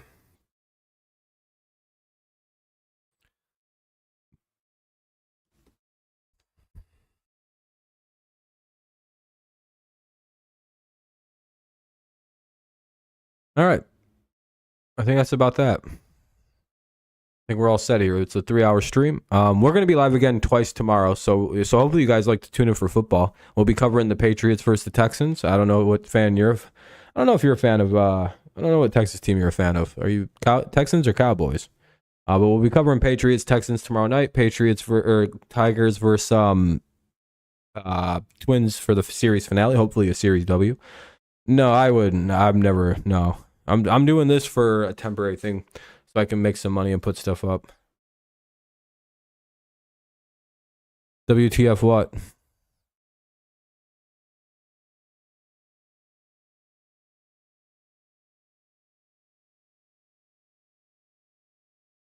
What's up?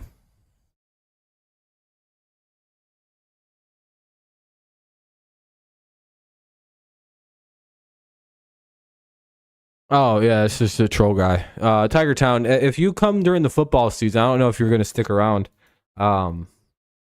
You'll see that guy never goes away.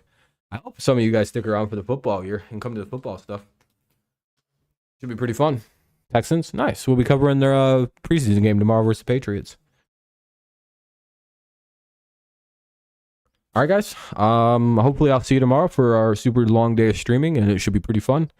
I'm gonna get out of here now, though. I'm gonna go enjoy the rest of my night, play some video games, and take it easy. All right.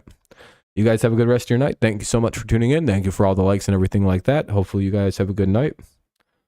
Depends on what day. Just depends on work. Maybe not. I don't know. All right, everybody. See you tomorrow, hopefully. If not, I'll see you when I see you next. As always, it's go Lions, go Patriots, and of course, it's always go Tigers. I'll see you when I see you next. Maybe. I have to look what I work next Saturday. I don't think so, though. Maybe the end of it. Depends on the time. If it's at 7 o'clock, then maybe the bitter end.